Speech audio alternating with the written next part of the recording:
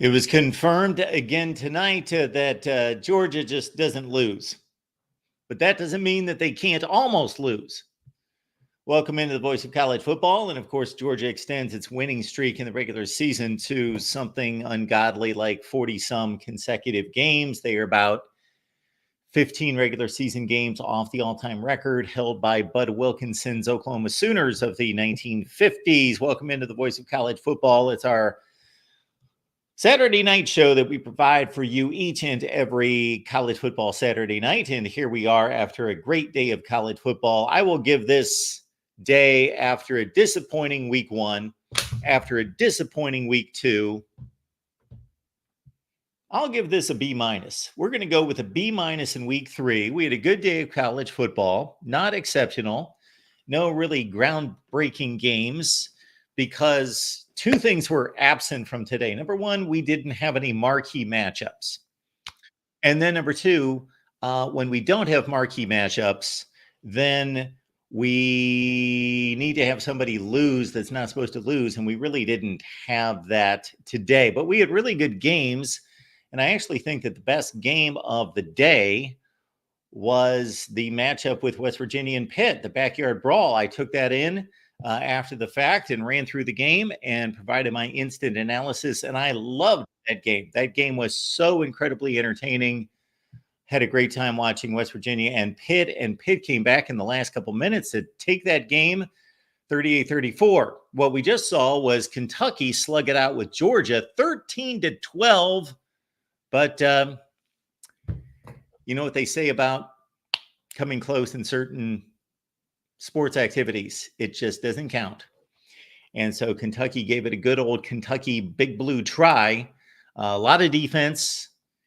And their running back, Samu Karnbay, run for over 100 yards. But it was not good enough because Georgia scored the one touchdown of the game. And sideline reporters made a number of gaffes today. I get sick of sideline reporters. Most of them are completely useless. And what we heard asked to Kirby Smart after the game was almost laughable. Georgia's defense had 17 seconds and about 60 yards to defend. Kentucky took over the ball at its own 16-yard line. There were 17 seconds left in the game. They needed a field goal. Their field goal kicker is excellent. However, there were no timeouts for Kentucky. And the question posed to, and I will refrain from the sideline reporter's name. She's been around for a long time. I think she's reported to do a good job. I think she's generally thought of to do a good job, but this was just an inane, stupid question. Kirby Smart, how much confidence did you have in your defense in that situation on the final drive? Oh, my word. How stupid are these people? It could have been Purdue's defense out there. The situation was you had 17 seconds. The offense had no timeouts. Unless you give up a 60-yard play, you're going to win the game. Like any defense, you would be confident in any defense defending in that situation. I heard another one earlier today, and I can't come up with it right now, that was just mind-numbing stupidity.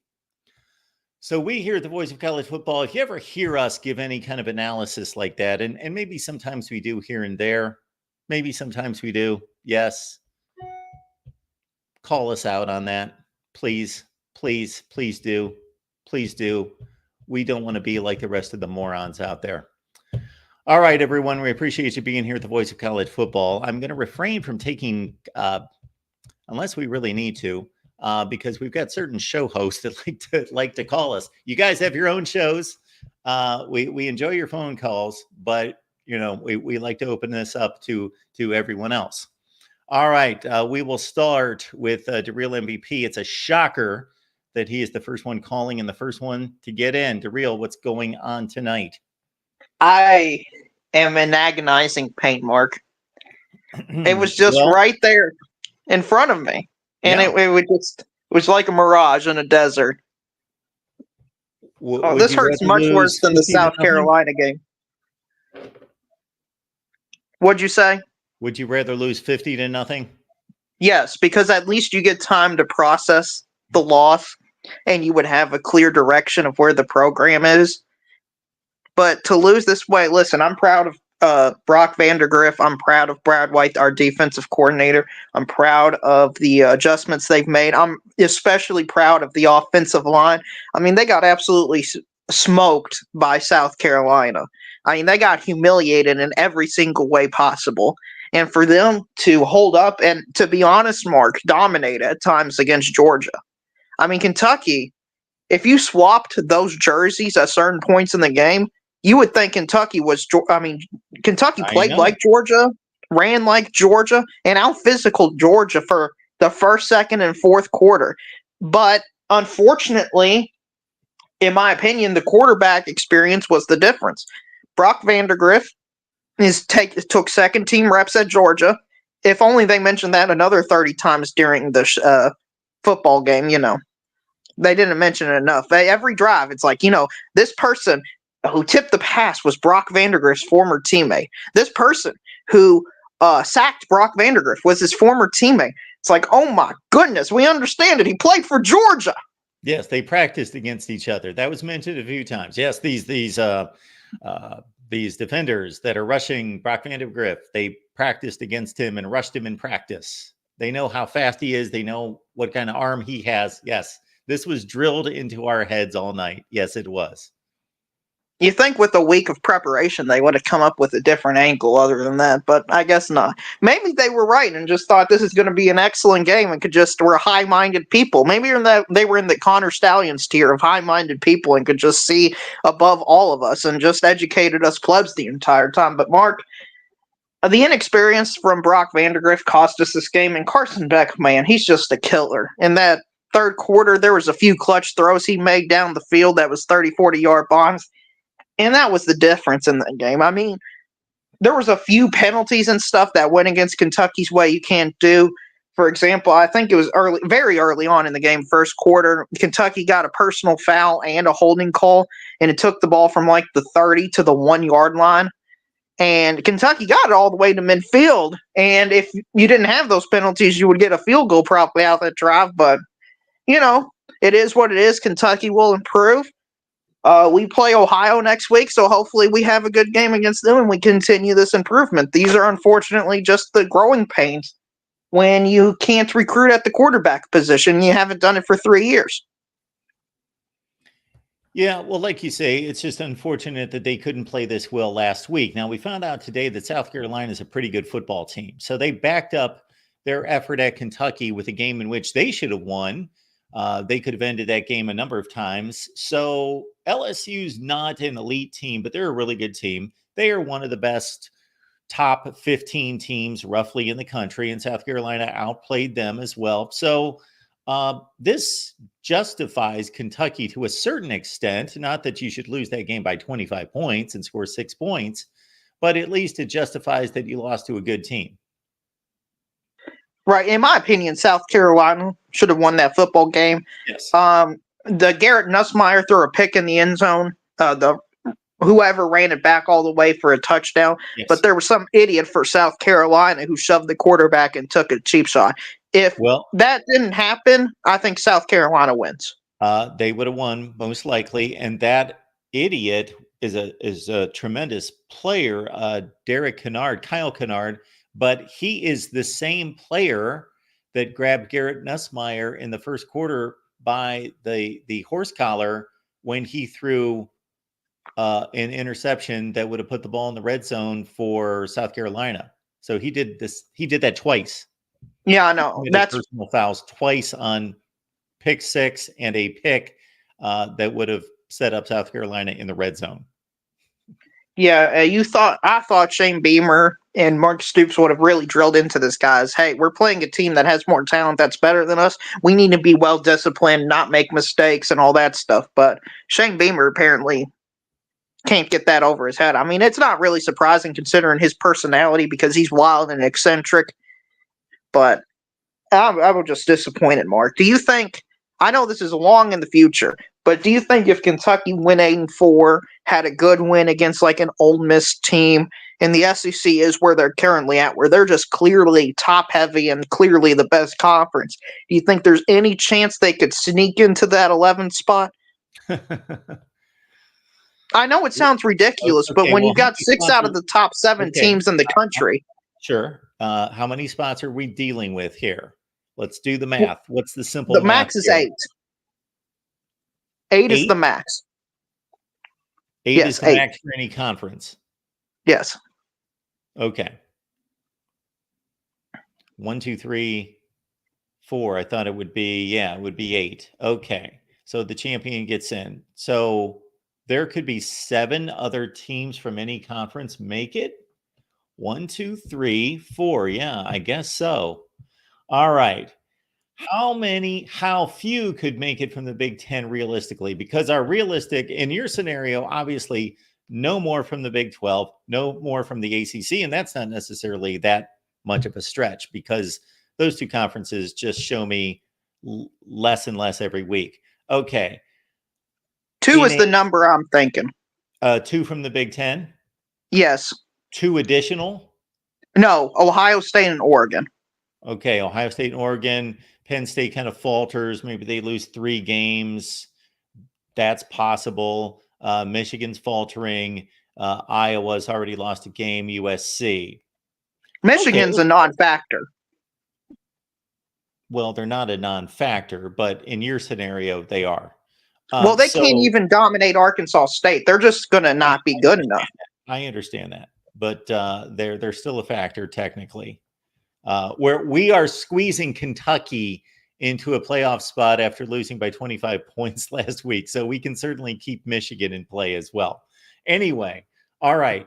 So we've got, you have now taken it to 6 for the SEC, correct? No, you've taken it to 7. 7 for the SEC. Well, under that scenario, yeah, they can make it at 8-4. Okay, I want people to be prepared for this. Who are their toughest games? At Texas, at Ole Miss, and at Tennessee. Okay, and then versus win Louisville. one of those games, and then lose the other 2, lose respectively, and they've got this. This is almost like a win. So if people objectively look at what happened tonight in Lexington, that performance today was actually better than any win in the country tonight. If we want to, this entire college football weekend, the second best quote unquote win, and a lot of people will argue with me on this. And if they would like to, please call. But the second best performance of the weekend was Kentucky. So Georgia had the best performance, just technically because they won the game, and Kentucky actually had the second best performance of the weekend. Right, I agree with that. And my also thinking to this is South Carolina, I think, is going to be like Missouri last year. I mean, they're a very capable football team. They just competed against one of the top 15 best teams in the country and should have won the game. And I think that'll rise Kentucky's stock as well. And they made mistakes at the worst times. Yes. And maybe if we continue this logic, I'm trying to think who else played that really was that good.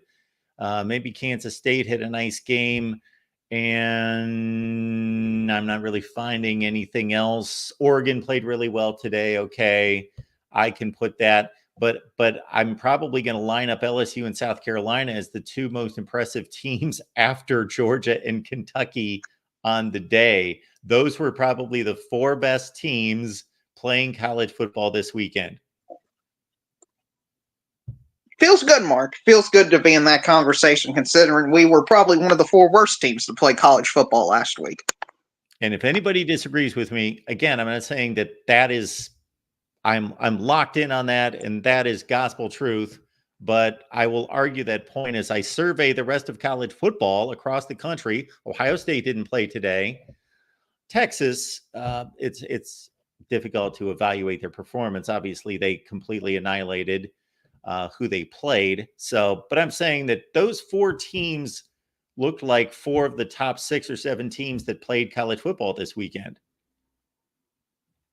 Right. And based on the way in the offseason, Steve Dace was talking about how Ward Manuel would direct the playoffs and how he would pick teams, it seems like there's going to be objective criteria like point differential, strength of schedule, strength of record, and all that stuff. And if the SEC is as dominant as it's looking, which is historical dominance at the top, if you want to argue top to bottom, that's different. But at the top to middle, it is historically dominant compared to ever, in my opinion. Okay. Then an aim for on that comment. Huh? Keep going. I'm just going to check the chat on that comment because I'm going to be amused because people I don't think are, I'm guessing because I've done this a few times, that people are not going to take into consideration what you just stated and how you stated it. People, he's not talking about Florida. He's not talking about Mississippi State losing to Toledo tonight or Georgia State beating Vanderbilt. He's talking about the top 4, 5, 6 teams in the SEC and how well they're playing. Right. I mean, you had 6 out of the top 7 be in one conference. 5 of the top 7 have never been out of one conference. And I don't think there's any large disagreement with any of the teams that was ranked 1 through 7. I mean, Tennessee looked elite tonight. Ole Miss looked elite tonight. Missouri had a good win against a proven, capable Boston College team. Georgia's just Georgia. They absolutely washed Clemson out of the building. Texas destroyed Michigan.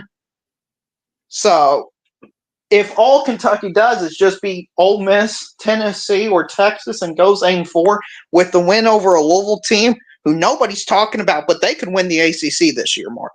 Louisville's looked really impressive this year, and if they have that win to cap it off, I don't see how you leave out an 8-4 Kentucky team other than look at their record, and we're going to put in some 9-3 Big Ten team that's played UCLA, Illinois, and Minnesota, and those types of teams in a cupcake schedule. Well, I'm not going to consider that a cupcake schedule. So who are we picking on? Probably either USC or Penn State. That's going to be a difficult sell if it's USC and they beat LSU, and who knows what they're going to do against Notre Dame. Now, that's going to be a tough sell to get Kentucky past a USC team. Right, but Mark, there's still a lot of football left to be played, and it's early on. Things can obviously change. I mean, I thought South Carolina was a terrible team, but that Old Dominion game kind of looks like a fluke now, Mark. So anything is possible. I mean, South Carolina, USC Junior's offense looked better against the same team in LSU than USC's offense did. So I still am out on USC. The jury's still out on them. I'm going to find out a lot more this week. And this is one of the things that we get caught up on is that USC and LSU play. They play to a stalemate. Somebody's got to win the game. And that was USC, to their credit. They got the job done. And that's the only thing that matters in terms of wins and losses. But in regards to evaluating the teams, they were pretty much the same team. And the mindset of most people is that, okay, now we overhype, over-accentuate USC. They won this big game. And now we below their accomplishment, and then LSU is like thrown to the back of the bus. And the reality is, based on that game, they're basically dead even. If we're just evaluating those two teams based on that game, they're dead even. Just USC should be given the nod because, of course, they won the game. Right, but it wouldn't shock me this week if Michigan goes out there, even though they've looked horrible against Arkansas State and Texas. They go out there and beat USC in a 14-7 type game.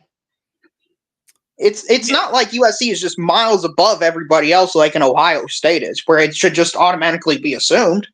No, and USC's got a stretch of games where they're better than everybody else, but not by enough that it's just automatic. Like they're playing a string of Rutgers, Maryland, Minnesota, those kind of games where they could trip up against any of those teams. They also have Penn State later this season as well. Right. It's very fascinating to see. And I'll be honest, I'm enjoying this aspect of the 12-team playoff, talking about my team still being in the playoff despite them being 1-2, Mark. I'm enjoying that. Yeah, if we're truly evaluating the teams for their performance, then we should be looking at it that way. Kentucky was the second best team in college football tonight. Right. And my only concern my main concern with this playoff format is we're not going to be doing that. We're not going to have a Mark Rogers level criteria. We're going to look at a Big Ten team that's 10-2 and an SEC that's 9-3, and we're going to have some committee member say, I don't know which conference is better. They've got the better record, so let's put them in. That's what I'm afraid is going to happen. Yeah, you'll probably get that from that conference, not from the other two, but probably from the Big Ten. Right. Well, that concerns me because I don't think the Big Ten has warranted that this year based off the results of the SEC.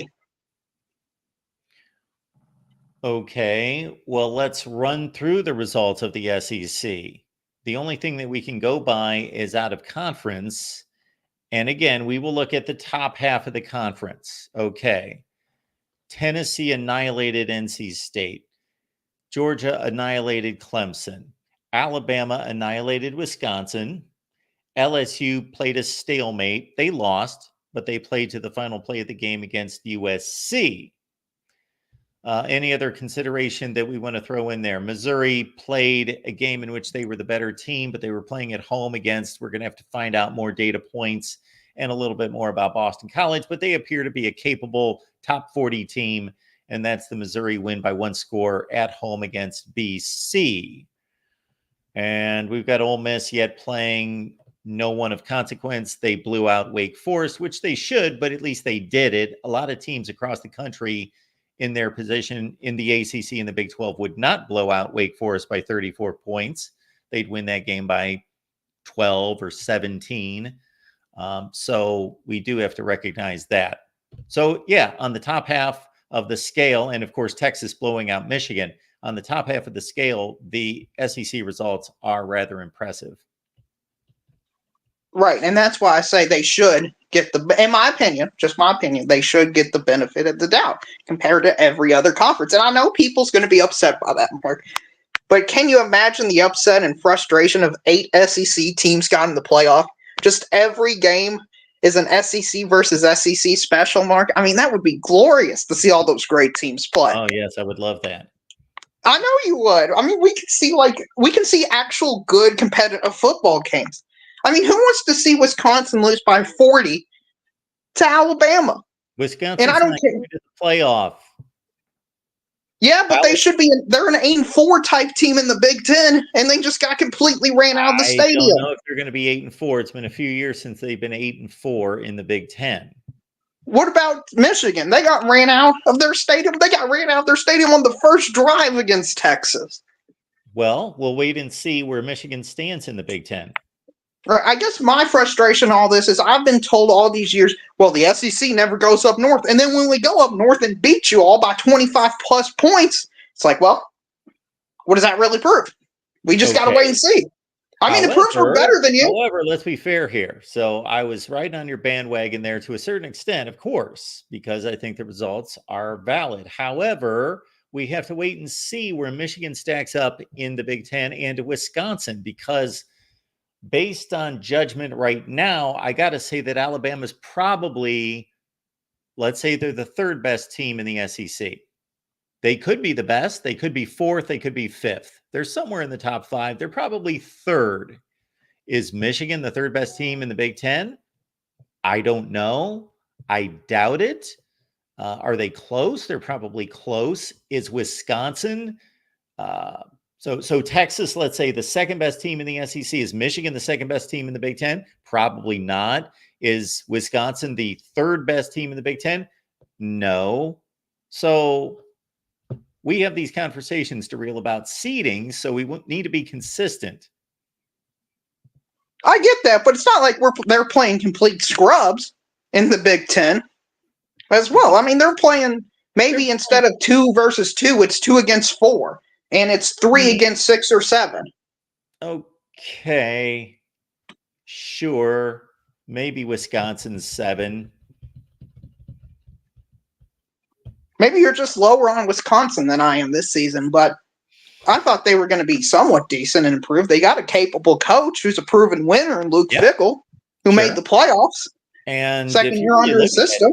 Game, I don't know. They didn't have their starting quarterback. I'm not saying that they would have been competitive, but I thought they made a lot of mistakes in that game. There was no comparison between the two teams, but Wisconsin did put a lot of points on a silver platter for Michigan or for Alabama. I agree with that, but I think a significant portion of that is Alabama is just the bigger, faster, stronger team has the better players and more depth. And that showed throughout the game and caused those mistakes to happen as well. Well, I'm pretty sure that Oregon, USC, Ohio State, Penn State, Michigan, Iowa are all better than Wisconsin, and maybe Maryland, maybe Nebraska. They might be 8 or 9 on the scale. Maybe. Once you started getting to that Iowa range, it was about 50-50 to me. They could anywhere from 6 to... Iowa lost to Iowa State.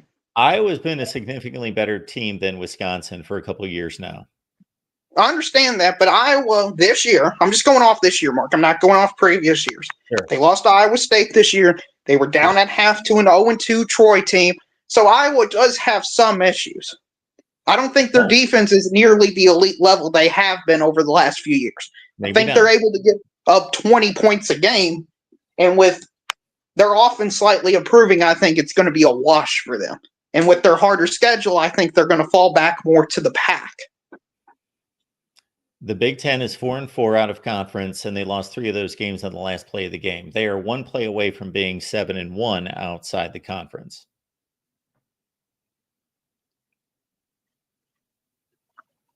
Yeah, I get it. I get it. I'm not saying the Big Ten is a horrible conference or they're worse than the Big 12. They're the second best conference, Mark, obviously. But in my opinion, just the top half, middle to top half of the SEC is significantly better than the middle to top half of the Big Ten. And I will. That's just my opinion. And it's not a crazy opinion, or I would be arguing more. I'm just trying to provide counterpoints. It's not that I disagree with you that much. And based on previous conversations and just talking to you for a long time and adding in this conversation, I'm guessing that you think Ohio State's the only team that can compete with those teams. Correct. And I don't know if they have the offense to do it this year to compete against Georgia, Texas, and maybe even Alabama. Alabama looked scary good today. But Kentucky did tonight.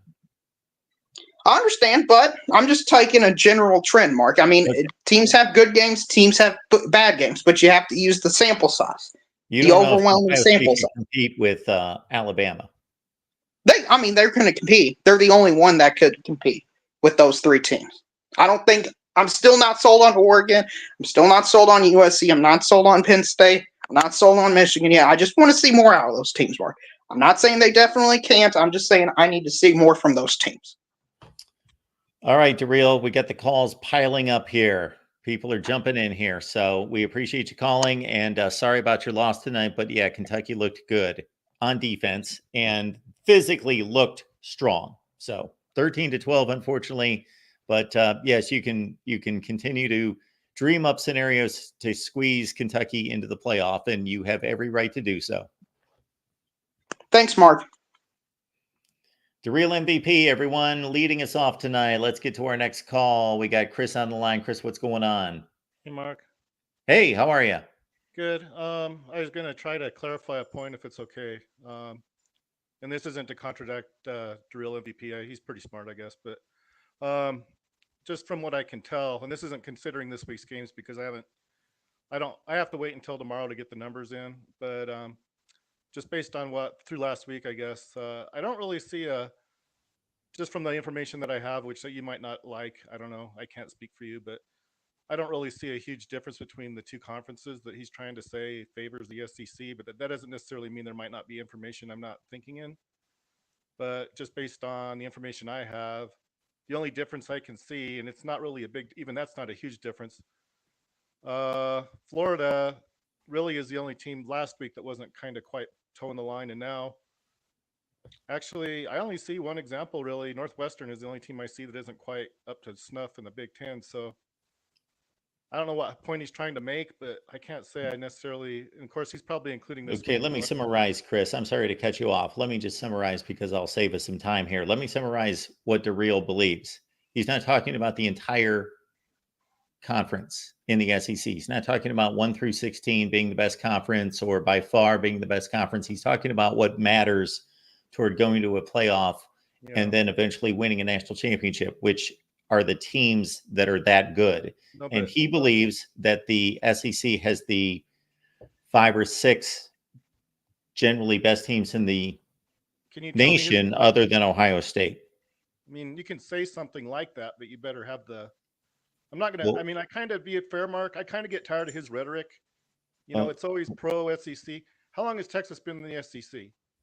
And he's taking. It doesn't matter. Texas is in the SEC right now, and we're talking about right now. Now he's going to tap onto their history. Yeah. Well, no, we're not talking about history tonight. No, we're going to stick to 2024. We're talking about 2024. Oh. Therefore, when USC goes out and beats LSU, you know what that is? That's a Big Ten win. No, I understand. That doesn't mean that the Big Ten latches onto all of USC's history and say, wow, we won this Rose Bowl and that Rose Bowl, and we did this and we did that. Because no, they didn't. They weren't part of the Big Ten. But for 2024, as soon as USC stepped out onto the field, they represented the Big Ten, and that is a Big Ten win, and that's a good win for the Big Ten, even though there is very little connection between USC and the Big Ten, but they are just as much of a member of the Big Ten right now as Ohio State or Michigan are. No, I understand that. So it's the same thing with Texas. They belong in the SEC. They're a member of the SEC. Now they are. And they beat Michigan. But my point is, I don't know that I'm really making that hard of a point to figure out. I mean, he's going to hold on to them like they're born and bred and true and blue and dyed in the wool. You know, it kind of pisses me off. But regardless, I don't understand your point, Chris. Please specify. Well, I'm not. We're comparing the SEC and the rest of the nation, specifically the Big Ten. The point I was trying to make, and I'll know better after I get the numbers figured out again, but as of last week, which is the only thing I can really base it on, there really isn't a whole lot of difference between the two. And so he's basically FOFS. No. You didn't listen to the first statement I made. He's not comparing the entire Big Ten to the entire SEC. He doesn't care about Illinois. He doesn't care about Vanderbilt. He cares about teams that are competing for the college football playoff. Well, all right. It doesn't really matter. So he's talking about Texas winning in blowout fashion at Michigan. He's talking about Alabama crushing Wisconsin. He's talking about that. If you want to know the truth, I don't know that winning 100-0 really demonstrates all that much. It sure does. Other than being unsportsmanlike. But, you know, if you want to put your hat on it, that's fine. But well, nobody's winning 100-0. Losing by 1 point to Georgia doesn't make Kentucky an elite team. I'm sorry to break the bad news to you, DeReal. It means that you still suck because you didn't win. But, you know, it doesn't really matter to me because he's going to try to paint it another way. But well, of course he is. His team just lost to the #1 team in the country by 1 point. Well, I have Texas #1, so he didn't lose the #1 team in my book. Okay, the #2 team, the #3 team, whatever they are arguably the best team in the country. I had South Carolina #3, and you know, again, it kind of shows where I come from. They almost lost to Old Dominion. Well, you know what? Almost losing to Old Dominion means to me that means you didn't lose to Old Dominion. So to me, it's like it doesn't matter that you almost lost, you won. Okay, but based on your criteria that you're expressing to me right now that has nothing to do with anything except just wins and losses, then listen, I am finishing my statement. Shut your mouth for a minute while I finish my statement. Go ahead. Okay. So based on your criteria, that is just wins and losses. Okay, that's fine. Wins and losses. Quit putting words in my mouth. I never said that. You just said it didn't matter that somebody just lost by 1 point or 100 points. All right. I'll be fair. This is just to be fair, okay, Mark? I'm not trying to twist your arm. If you want to put Georgia #1 all time, go ahead and do it. Doesn't matter to me. I'm just telling you, I know how to do the math. I mean, I went to college, I studied the work, and then I didn't like DeReal's MVP's comment about I did that summary of all the teams throughout history. He like gave me shit about it because he said he didn't think it mattered how it worked or whatever. Okay, we're not talking about history tonight. We're talking about week 3 of 2024 and what's going on right now and who the best teams are right now. But I will, and it'll tell me if he's right or wrong. And I'm not even going to say if he's wrong. I don't know yet. But based upon last week, there's really not much difference between the two conferences. So unless a lot changed this week. We're not talking about the two conferences. We're talking about the top 3 or 4 teams in each conference. Well, I can tell you who they are. I'm looking at it right now from last week anyway. Oh, and here's another thing. All right, you wanted to know do you want to know who the top 6 teams were in the Big Ten as of last week? Sure. All right. Enlighten me. Penn State, South California, Indiana, Michigan State, UCLA, and Washington. Those are the 6 best teams in the Big Ten. Well, from last week. I haven't updated last yet. week. I have to wait until I get the information to do the update. So UCLA was the 6th best team in the Big Ten based on beating Hawaii by a field goal. 5th. The 5th best team in the Big Ten was UCLA Yes. because they beat Hawaii by a field goal. Well, what difference does it make? Again, and Ohio State's not on that list. No, they're 8th. They're the 8th best team in the Big Ten. Well, as of last week. As of last week. I have Illinois ahead of Ohio State. It's quite a formula you've got there. Mark, quit putting me down. If you can come up with something better. No, if you can come up with something better, then let me I can come up with something better. No, you can't. Absolutely, I can. No, you can't. That's the sad part. No, anyway, I can and I have. No, you haven't. Absolutely, I have. What is it? Show it to me then. What is it? There's a better way to evaluate teams that shows that UCLA is I'll put not the 5th best team in the Big Ten after beating Hawaii 16-13. Okay, you're just belittling Hawaii. And there was one last point I want to make. If you'll let me, if you won't want to let me, I guess I won't. I think with this expansion, yes. What I think, just listen. What should happen, in my opinion, and you're going to say, "Oh, this is a terrible, sucky, lousy idea."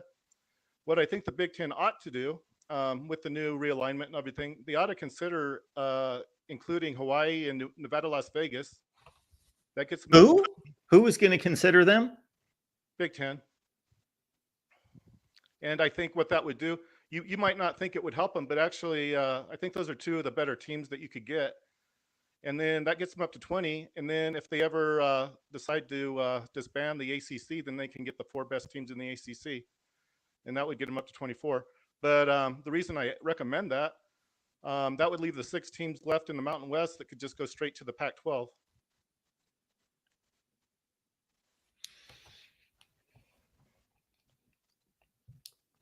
You don't like it? If I responded to that, Chris, I would either be extremely rude or I would have to probably take some type of weapon to my temple and pull the trigger. I would have to do one of those 2 things. Both of those are good teams. Those are both. And the fact that they went west to get the teams that they did, I don't think you're going to find 2 better teams than that. I really don't. Maybe you can tell me who they might be. I'd be kind of curious to find out who you want. It's at this point, Chris, that I think you are intentionally trolling our show. No. To come up with the most inane, asinine, moronic ideas in the history of sports. What is moronic about it? I mean, I'd be curious to find out exactly why you. I could sit here for the next 5 hours, or I could just tell you in one sentence. The Big Ten is not getting Hawaii and Nevada, Las Vegas because they add 0 value and they actually bring down the value of the conference. No, I don't think so. Well, what you think doesn't matter. Well, what you think doesn't matter. You're being a jerk, Mark. I don't ever say that. What you think doesn't matter, Chris. What you think doesn't matter, Mark. Ever think of that? Maybe what you think doesn't matter. What I think does matter if it's founded in facts and truth. If it was as foolish and stupid as what you just said, then it wouldn't matter. Why is it foolish and stupid? We have Nevada. Because it makes no sense. Well, I think it makes a lot of sense. Okay, you need to call Tony Petitti, the commissioner of the Big Ten, and you need to propose that. So you do that. You work on your proposal. I'm just telling you what I think would help them. It's not to bring the Big Ten down. Quit accusing me. I'm to try to help them do better. Oh, Okay. Hawaii didn't almost beat UCLA. Oh, I guess I just dreamt that. Oh, Appreciate it, Chris. That Have a must good have been night. something I just dreamt about, Mark. See ya. Okay. That's about the stupidest. For a long history of moronic calls from that individual, that would be the stupidest thing I've ever heard. And that is a amazing, incredible statement I just made. Okay. Let's try to bring the show back up to some type of reality. Defiant, how you doing tonight? I'm doing great, Mark. I want to say the last caller, happy, I guess, that Indiana was in the top 6, even though we crushed Western Illinois by 74, and they have a 26-game losing streak, the longest in D1. So yeah, I'm happy for that, I guess, because we're in the top 6 of his whatever Big Ten from last week or whatever. But anyways, speaking of Indiana, I wanted to talk about that game a little bit because, going into it, I had expectations for us winning it, but I didn't think we would win convincingly. And I think part of it was our defense and getting some turnovers by the UCLA offense.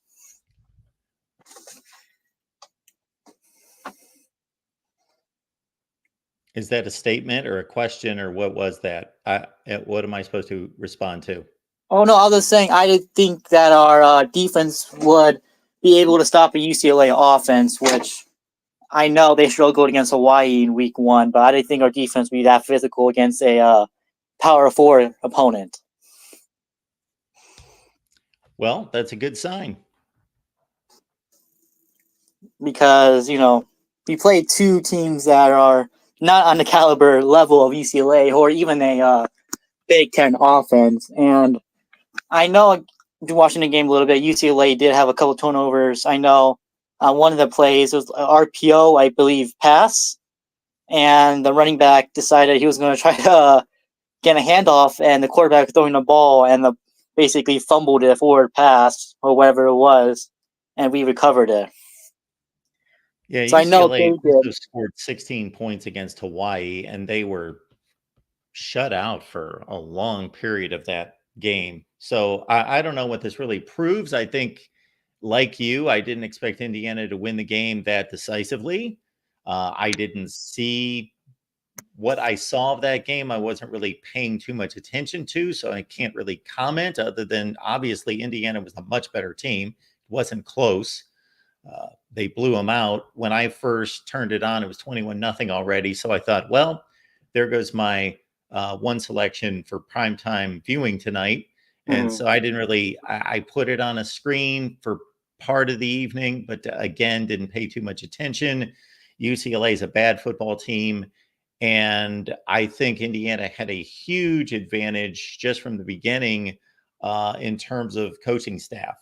Kurt Cignetti's a really good football coach. Deshaun Foster, we have yet to know whether he's a good football coach, but it would be my estimation that was a coaching mismatch.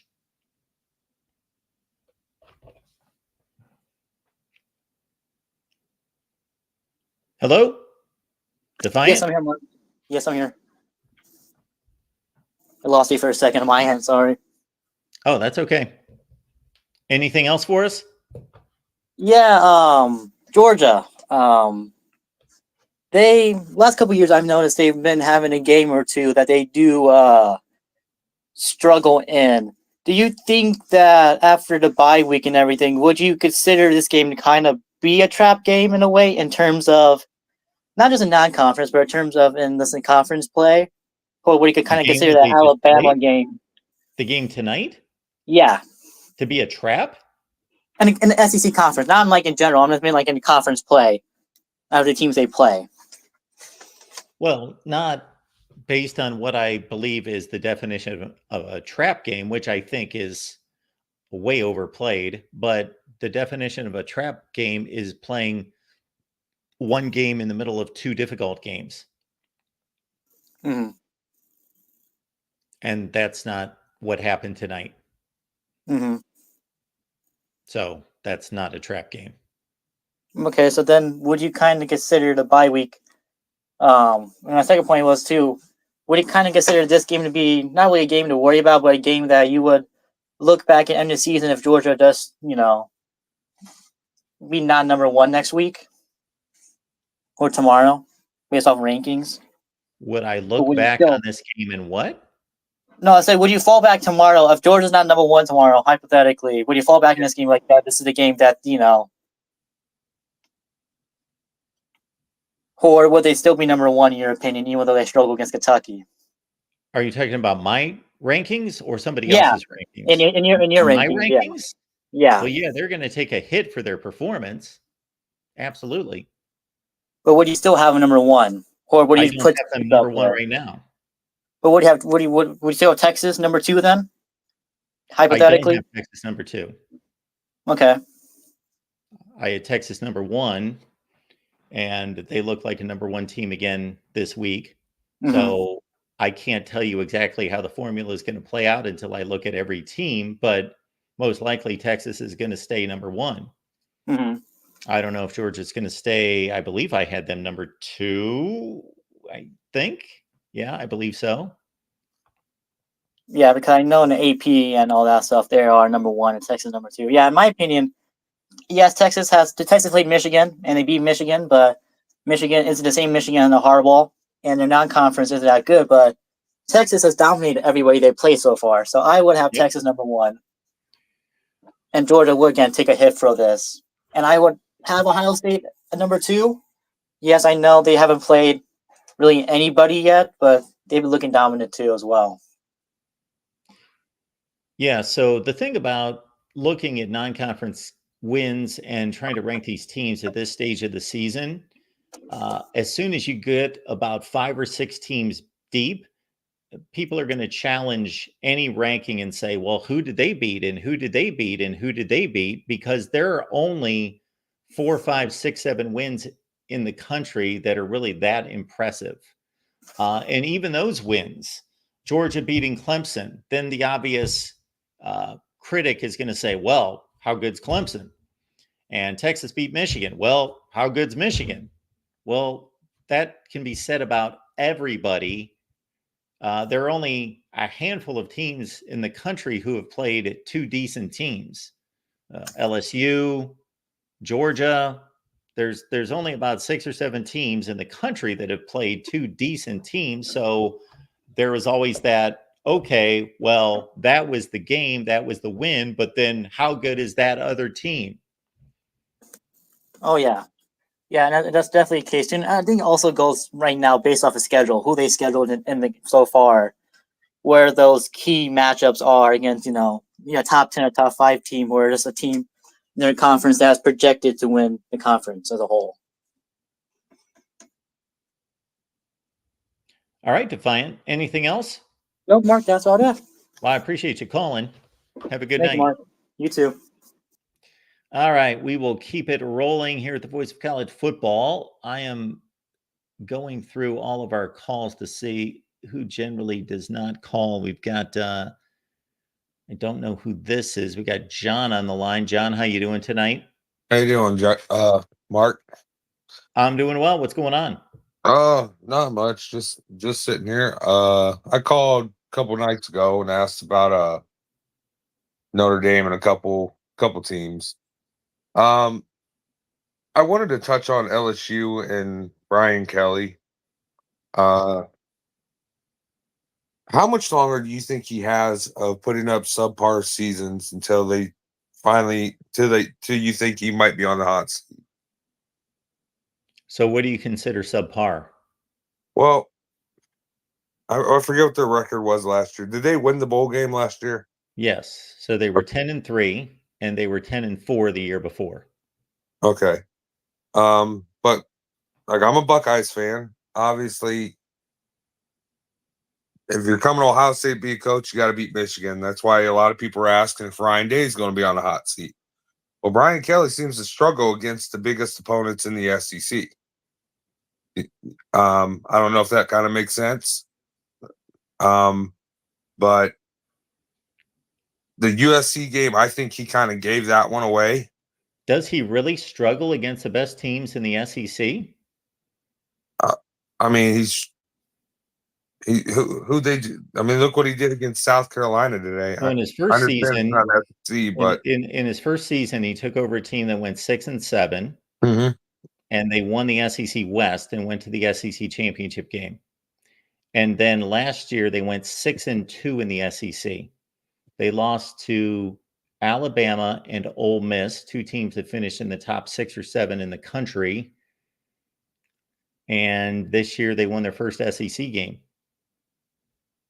right. But when it comes to like the top of the top, like Ohio State has to beat Michigan, they have to beat Penn State. Yeah, I don't know why you're bringing Ohio State into this conversation. I don't know what that has to do with LSU and their Well, standards. because everyone's talking about how Ryan Day needs to be on the hot seat because he's struggling against Michigan. Do not compare Ohio State to LSU. Like I'm not understanding your. Like, if you were going to call and ask about Billy Napier at Florida and him getting fired, why would you bring Ohio State into it? Just no, yeah, no, I know, I get what you're saying, and that's my mistake. I'm just it's not a mistake. Just I'm not understanding the correlation. Like LSU doesn't have a game like Ohio State has a game against Michigan that they have to win, or people are going to just pull their hair out at LSU. I'm not saying that they're not a rabid fan base that wants to win and wants to win championships. Of course they do, and they spend a lot of money to meet that end. But they don't have a game like that. yeah, okay. All right, well, that might have just been my take. And I'm not saying that Brian Kelly's done a great job at LSU. I don't think he has. I don't think he's done a bad job. He's pretty much towed the line. Yeah. Well, that's kind of what I was getting at when I said subpar. I mean, like, I think LSU's a good program. I think they're one of the best programs in college football. They've historically been one of the best programs in college football. Yeah, one of the 15 to 20 best. Yeah. And I also wanted to bring up I just wanted to shout out Toledo. I have family that live in Toledo. I know Mississippi State's not that good, but I love seeing a MAC team beat the heck out of a Power 5 a school from the SEC. Yeah. I'm not an SEC hater. It's just I like seeing the smaller schools do that. You know, I had how many MAC wins do we have over the SEC all time? It's got to be in the single digits. I know that Toledo beat Arkansas about 5 or 6 years ago. That's the only one I can think of off the top of my head. Yeah. Well, just this year alone, I mean, you look at what Northern Illinois did to Notre Dame, then now Toledo to the SEC. Oh, I know. No, I'm talking about the MAC wins this year. The MAC was the stat I heard last week was that the MAC was 0-51 against top 10 teams. Wow.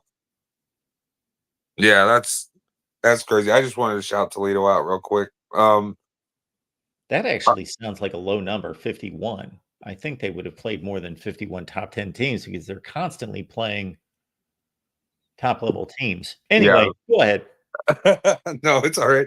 I was just thinking the same thing too, that 51 seemed a little low. Yeah, that's way too low. I don't know what that was.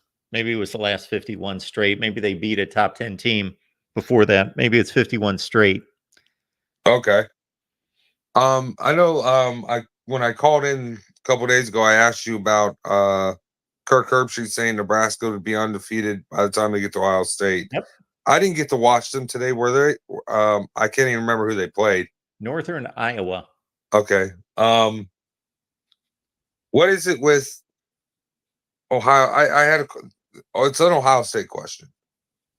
Is it something like is Ohio State just over recruiting quarterbacks, or because Dylan Raiola?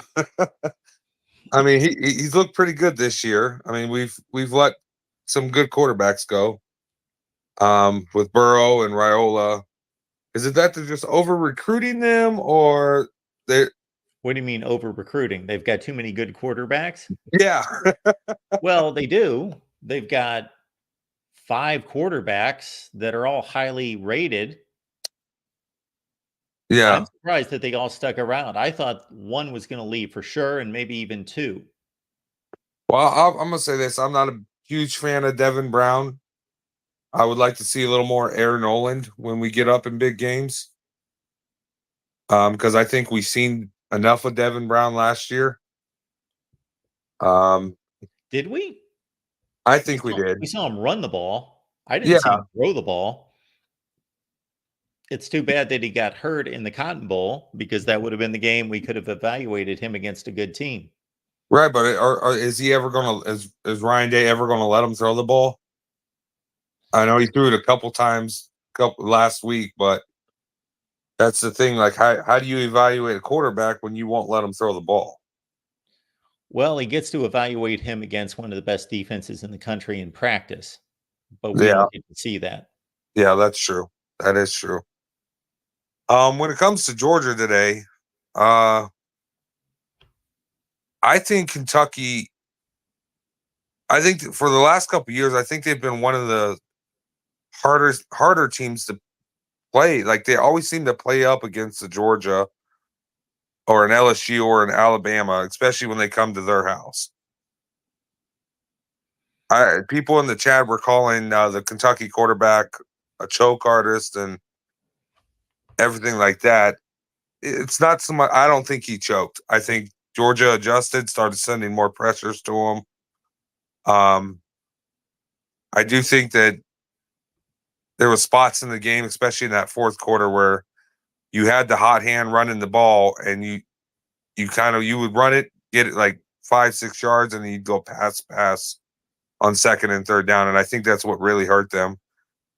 If there's anything I'm gonna say about the quarterback in that fourth quarter, there was a couple passes that got batted down that he just waited way too long to try to get rid of. Yeah, I thought he didn't throw the ball well. That's really the first time I've ever seen Brock Vandagriff play. No, I don't think he threw it well either. I'm sure I've seen him play and throw some passes in garbage time at Georgia, but I didn't see the game last week against South Carolina, and he only threw for 30 yards before he got knocked out of the game with some kind of injury. Obviously didn't get hurt badly. So I didn't see him play before that. I would say that roughly half of his issues were self-inflicted, that he just didn't throw the ball well tonight. And the other half was he was running for his life and was trapped much of the time because he was facing arguably the best defensive front in college football. Now, he does have an excellent wide receiver core to lean on, really good wide receivers. And they seem to help him out, but he missed a few throws downfield that really would have helped them considerably. The real MVP said that, our first caller, that might have been the entire difference in this game was just Carson Beck. Even though he didn't play well tonight, he hit 3 or 4 big throws downfield, and Brock Vandagriff did not hit any. Yeah, I caught the end of the real MVP one. And I just lost my train of thought here real quick. Oh, is it crazy that Tennessee, I think if I was an AP voter, if I was control of the AP, I would consider putting Tennessee up number 3. Sure. I think it's not going to happen because Alabama's win today. And I'm a Big Ten guy. I'm an Ohio State guy. But you can't deny how good the SEC is looking this year. Yeah, the top half of the conference. Yeah, the top half. Yeah, and I get what DeReal was saying. Yeah, that's all he cares about, and I understand that. That Chris caller, like that guy, I do think he calls in to antagonize you. But yeah, he just didn't want to grasp what DeReal was actually saying when it came to that. But yeah, we can evaluate the entire conference, which I will do actually Monday or Tuesday. Is I will look at the conferences and make an evaluation of how well they're playing and their records and all of that.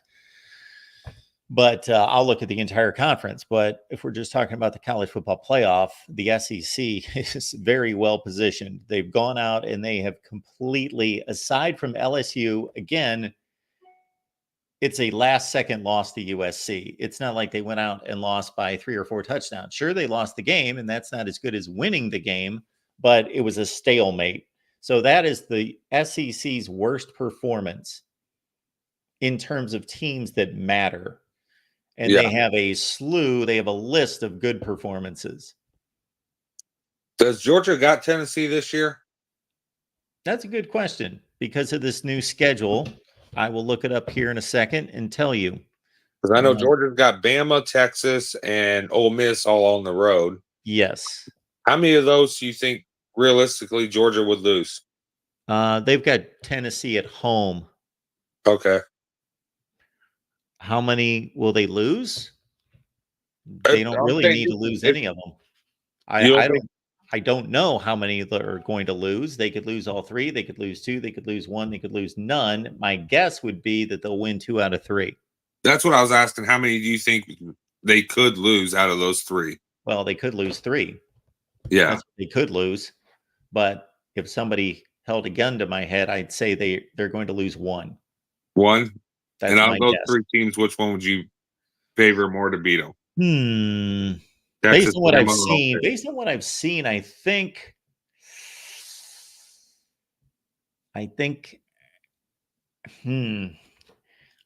Quinn Ewers gives Texas a slight lean over Alabama, but I like Alabama's team otherwise better than Texas. That leads up to my headliner that you brought up, Quinn Ewers. I didn't even bring him up earlier when I was talking about how many good quarterbacks Ohio State gets. How much longer do you think this is going to go on before there's a real dilemma in Texas, whether to stay with Quinn or to go to Arch? Because Quinn has had injury histories. It all goes back to winning. Yeah. That's all that matters. So if Quinn Ewers is winning games and playoff games, then there's no issue. But if Quinn Ewers loses a first-round playoff game, then that would be an issue. And then I don't even know what Quinn Ewers' draft status is for next year. Let's see, is he going to come out? Let me look at the draft-eligible quarterbacks here. So I don't know if Texas loses 2 games, or maybe even if they lose 1 game, yeah, the people that don't count, the fans, they may throw a hissy fit and want Arch Manning. That's possible. Yeah, I was scouring through X, well, formerly Twitter, and I seen a bunch of, like, every post that I've seen was Arch needs to be the quarterback. Manning, like, y'all are turning your back so fast on Quinn Ewers. Like, this man didn't just take y'all to the playoff last year and lost a close semifinal game. Yeah, they just went on the road and beat the defending national champions by 3 scores. Yeah. He played a great game, too, last week. Yeah. Fans, like, you got to love them. I mean, no sports, any good without fans. So Quinn Ewers is eligible for the draft next year. So he's going to go to the pros. So this is going to be Arch Manning's team next year. Now, in terms of this year, unless he doesn't play well, yeah, the coaching staff is not going to pull Quinn Ewers. Okay. Well, speaking of the draft real quick, I just wanted your thoughts. If you had to rank Quinn Ewers, Jackson Dart, Carson Beck, and Shedeur Sanders, which one of those 4 would you say would be the first quarterback taken? That's a great question. That's a really even field right there. So Carson Beck across the board is considered the best quarterback, but I think it's more that he's considered the quarterback with the highest floor. And I agree with that. Has anything to do with the team that he's on? Well, it all has to do with the team that you're on, but I get your point. But I'm not trying to be sarcastic, but yeah, we can't completely eliminate and be able to see these players with the same team. We don't see them with the same team. We see Carson Beck with the best talent basically in the nation around him, and we see Shedeur Sanders with a running back and 2 receivers that are good and no offensive line. So it's all over the place. So 3 of them have that kind of luxury, and Shedeur Sanders does not. Wow, that's a great question. Jackson Dart, I've seen him play quite a few times, but it doesn't really stand out how well I thought he played. Shedeur Sanders is a more dynamic quarterback on the run. Not that he's a running quarterback. He's definitely a pass first quarterback, but he's more elusive than the other 3 guys. He's not Lamar Jackson or anything, but he's much more mobile and elusive than the other 3 guys. That's a great question. Now, if I was going to take them for a college team, I could answer that question a little bit better. Well, how about this? I'm not an NFL scout. Right. Well, instead of the draft, like which one you would take first? How about rank? Can you rank those 4? Yeah, so I'll rank them right now, but I'll tell you that it's extremely close. Instead of saying, okay, number 1's number 1 by far, and then there's a drop off, and then 2 and 3 are close, and number 4 is not even close. I think it's really close. I would go with. I really want to see Jackson Dart play one more football game against a good team, because I think I would take Jackson Dart and then go Ewers, Sanders, and Beck in that order. But again, I'll take any one of them. Okay. It's so close. I'm glad I at least got you thinking a little bit with one of the questions. Well, yeah, you did. I just have one more question. I'm not used to talking about the SEC this much, but do you think down the road, maybe even tonight, it might have affected them? But when Georgia starts really getting into the bulk of their schedule, do you think people are really going to start to see not having McConkey and Bowers there start to affect Bowers pretty bad? I think you've seen it a little bit tonight. Well, Bowers is the best tight end that we've seen in how long? Yeah. Man, the guy was great. So, yeah, Kyle Pitts was great, but I don't think he was as good as Bauer. He wasn't as good as Bauer. I don't think so either, but he was great. Yeah. That's a great question. I still think that they have plenty of talent with Dominic Levet and others at that position. Yes, Oscar Delp is not a replacement for Brock Bowers, so defenses can focus more on the wideouts than they were able to before, so that affects it. But I don't think that their wideout play has diminished. So you definitely think losing Bowers is hurting them more than losing McConkey then, right? Yes. Okay. And then one more thing. What do you think is Michigan's big issue? I know we talked about Alex Orji the other day, but what I was expecting them to at least beat them by 20 today. Like I don't understand how you can beat an FCS school by 10 points at home and you're struggling to put up points. Like I understand Harbaugh and half the staff leaving and all that, but these are players that were brought in before this season started. So like Sharon Moore was getting all kinds of praise last year, but like where's what he was doing last year? I mean, I understand you don't have JJ McCarthy and the Roman Wilsons and all them, but you still got Donovan Edwards. It's like they can't figure out how to get him going, can't figure out how to get him the ball. Oh, they can figure out how to give him the ball. They just have to turn around and give it to him. He is the problem. He is the problem with his rushing issues. He has always been the problem with his rushing issues. Yeah, he's a change-up back. He's not a number 1 back. He shouldn't be given the mail and be the bell cow for the offense. He's a specialty player. Yeah. That's who Donovan Edwards is. He doesn't grind out a defense. He shouldn't be given the ball 25 times.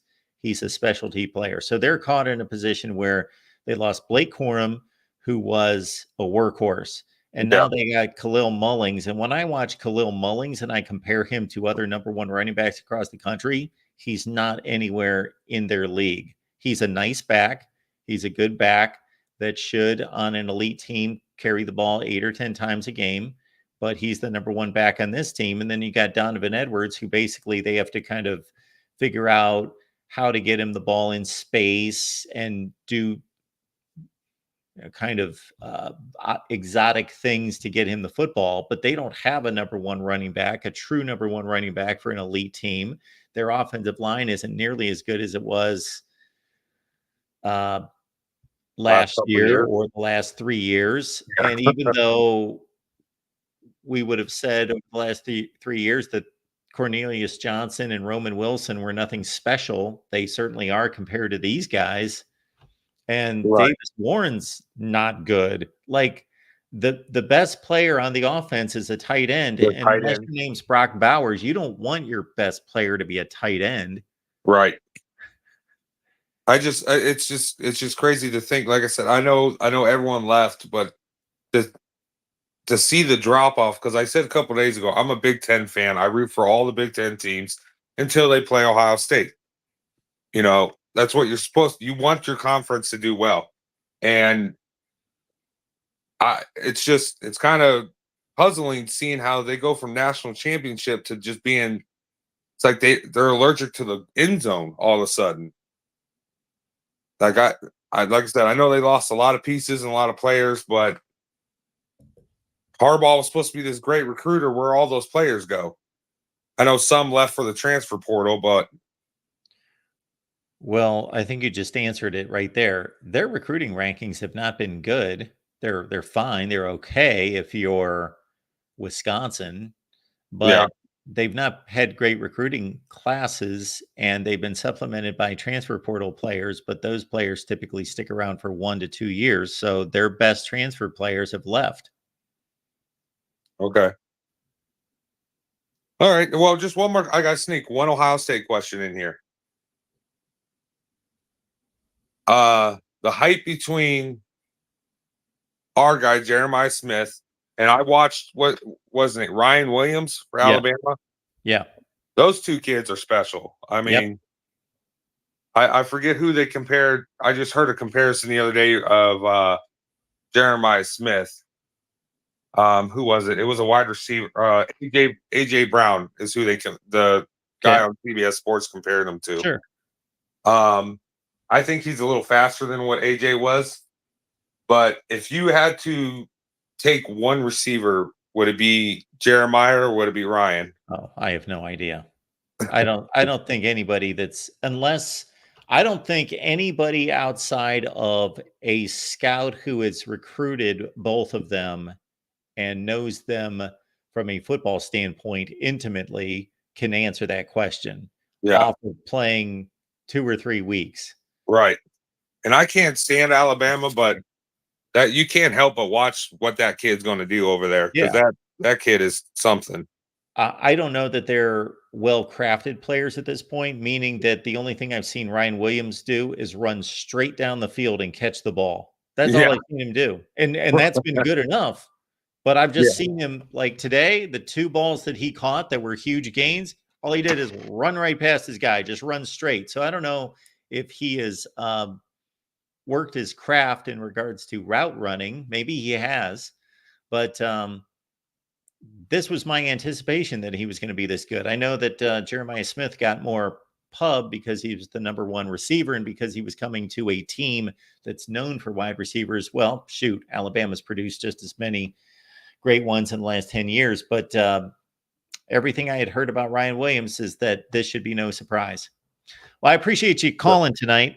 Yeah, thank you. Sorry for keeping you on here so long. Absolutely. Thanks for being here. All right, let's keep it moving here at the Voice of College Football. Let's pick up these super chats before we take the next call. We got Erica chiming in with this one. Get my glasses here. An 8-4 team is not going to make the playoffs. Okay?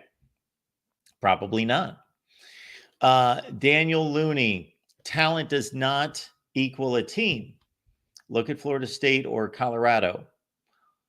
Okay. Well, Florida State, yes, I get your point. Colorado is not an extremely talented team. They've got 3 or 4 talented players. The SEC has the most talent, but that does not equal the best team week in and week out. Talent wins out in the off season, but not week to week. That is the difference. Daniel, I hate to disagree with you, but if you don't have talent, you don't win. So talent alone does not win, but you cannot win without talent. I've had people through the years of doing these channels call me and comment that, Mark, I'll take a team full of 3 stars that bust their tail and care and love each other and will work the entire off season and will play for nothing. And you know what? You take your team full of 3 stars. I'll take all the 5 stars and I'll beat your ass like 50-0 every week. 40 to 45% of 5 stars go to the NFL. 12 to 14% of 4 stars go to the NFL. 3% of 3 stars go to the NFL. Talent matters. Daniel, you just make the comment that the SEC has the most talent. You're right. You're correct. And the SEC has won the most national championships, has won the most playoff games, has won the most major bowl games, has the best out-of-conference record, has the best out-of-conference record against ranked teams, has the best out-of-conference record against top 10 teams, has the best. And the SEC is the best recruiting rankings and the best talent and the most wins and the best wins. So I got to say, I really don't know what you're talking about. Yes, talent isn't everything. It needs to be coached. Texas proved that for 15 years post Mac Brown, that you need coaching. And we see teams pop up from time to time that prove the same thing. Florida has more talent in terms of recruiting rankings than Kansas State, and they're not as good as Kansas State. So you're right. Yes, you need more than talent, but you have to have talent. Hopefully that makes sense. Mike 3883, Hawaii in the Big Ten, Mark, hang up. Well, I was too kind to hang up. I just berated him, and then, yeah, that's just, yeah. BGPO Football Funk, we appreciate you being here. Dre, hey, Mark. Dre, hopefully you did not take my advice on predictions this week. It was ugly. All right, we've got Benny Boy. Can you put the link in the chat? Well, hopefully somebody has at this point, but we will do that here soon. Preem Sports. Mark, who do you think is the worst first-year head coach? Jeff Lebby, Deshaun Foster, or Sharon Moore? That's a good question. Well, let's understand that when you talk about the worst head coach, really nothing that's been played out in 2 or 3 weeks of football thus far has changed my mind about the first 2. Okay. Jeff Lebby wasn't going to come into Mississippi State and instantly win 8 games. Deshaun Foster, the same thing at UCLA. There's a reason usually that a team has a new head coach.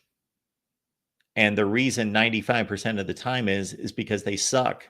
That's why they've got a new head coach, because they fired the old coach because the team sucks. That's why they've got a new coach.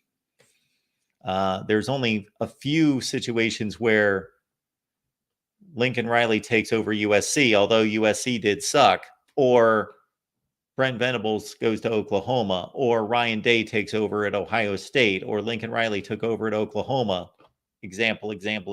Brian Kelly at LSU, where they actually have something to work with. Mike Elko at Texas A&M. But most of the time, you take over a team because they suck. And Mississippi State's nowhere close to what they were under Dan Mullen or even under Mike Leach. So I'm not going to rank Jeff Lebby or say that he's not doing a good job. Now, who's having the worst year? Well, Jeff Lebby is at this point because they went out to Arizona State and they were losing by 27 points before they made a feeble comeback to make it look good on the scoreboard. And now they lost to Toledo at home. Deshaun Foster won his first game, and then he lost to Indiana, which on the surface, from a brand perspective, is an embarrassing loss, but they were a 3-point underdog at home. Now, Sharon Moore, that's a different situation. Sharon Moore has the equity, in a sense, of coaching at least the games. He coached 4 games last year, and 3 of them were against good teams at different levels. So he beat a good Maryland team, he beat a really good Penn State team, and he beat a top 5 to 10 Ohio State team. So he was able to do that. Now, of course, this year is different because it's his team. He's not being given a team to coach on Saturday. It's his deal. So he's got to come up, or at least be responsible for the game plan, the off-season schedule, the workouts, the everything involved is at his feet. He is responsible for everything. And what we see out of Michigan is that they have played 3 substandard games. They were able to win 2 of them because they played teams that weren't even close to them in talent. And then in the other one, they looked bad. So yeah, they've had a poor performance. Now, he's in a different category as well because the expectations at Michigan are far above what they are at Mississippi State or UCLA. So he's going to have to be better, significantly better than the other 2. Jeff Lebby can go whatever this year, and it doesn't matter. Whatever he goes this year. Are they going to be happy if they go 2-10? No, but he's going to still have a job. Now, next year, he's going to start to get evaluated, and he probably better go 4-8 or 5-7 minimum. And then that's going to get him to a 3rd year. And I'm thinking worst case scenario here, then Jeff Lebby's going to have to win in 2026. You would think if he doesn't get to a bowl game, doesn't have a decent, if he's not competitive in the SEC, then maybe his job is on the line in year 3. Deshaun Foster, the same thing in the Big Ten at UCLA. Sharon Moore, well, he could get fired after this year. If Michigan goes 7-5, unless it could really be explained to me and I was Ward Manuel and I was the Michigan administration, I'd fire him. If he goes 7-5 this year and they look as lousy as they have these 3 games, which means they beat Minnesota by a touchdown, they beat whoever else is on their schedule, Purdue and Northwestern, by 10 points, 12 points, and then they get waxed by Ohio State, they lose to USC by 17 points in a couple weeks, or lose period to everybody with a pulse on their schedule and go 7-5, I'd fire the guy because we're Michigan and we can do better. And there are plenty of capable coaches out there that I know can win. Sharon Moore doesn't have a track record. He's got no resume. He's got no proof that he can win.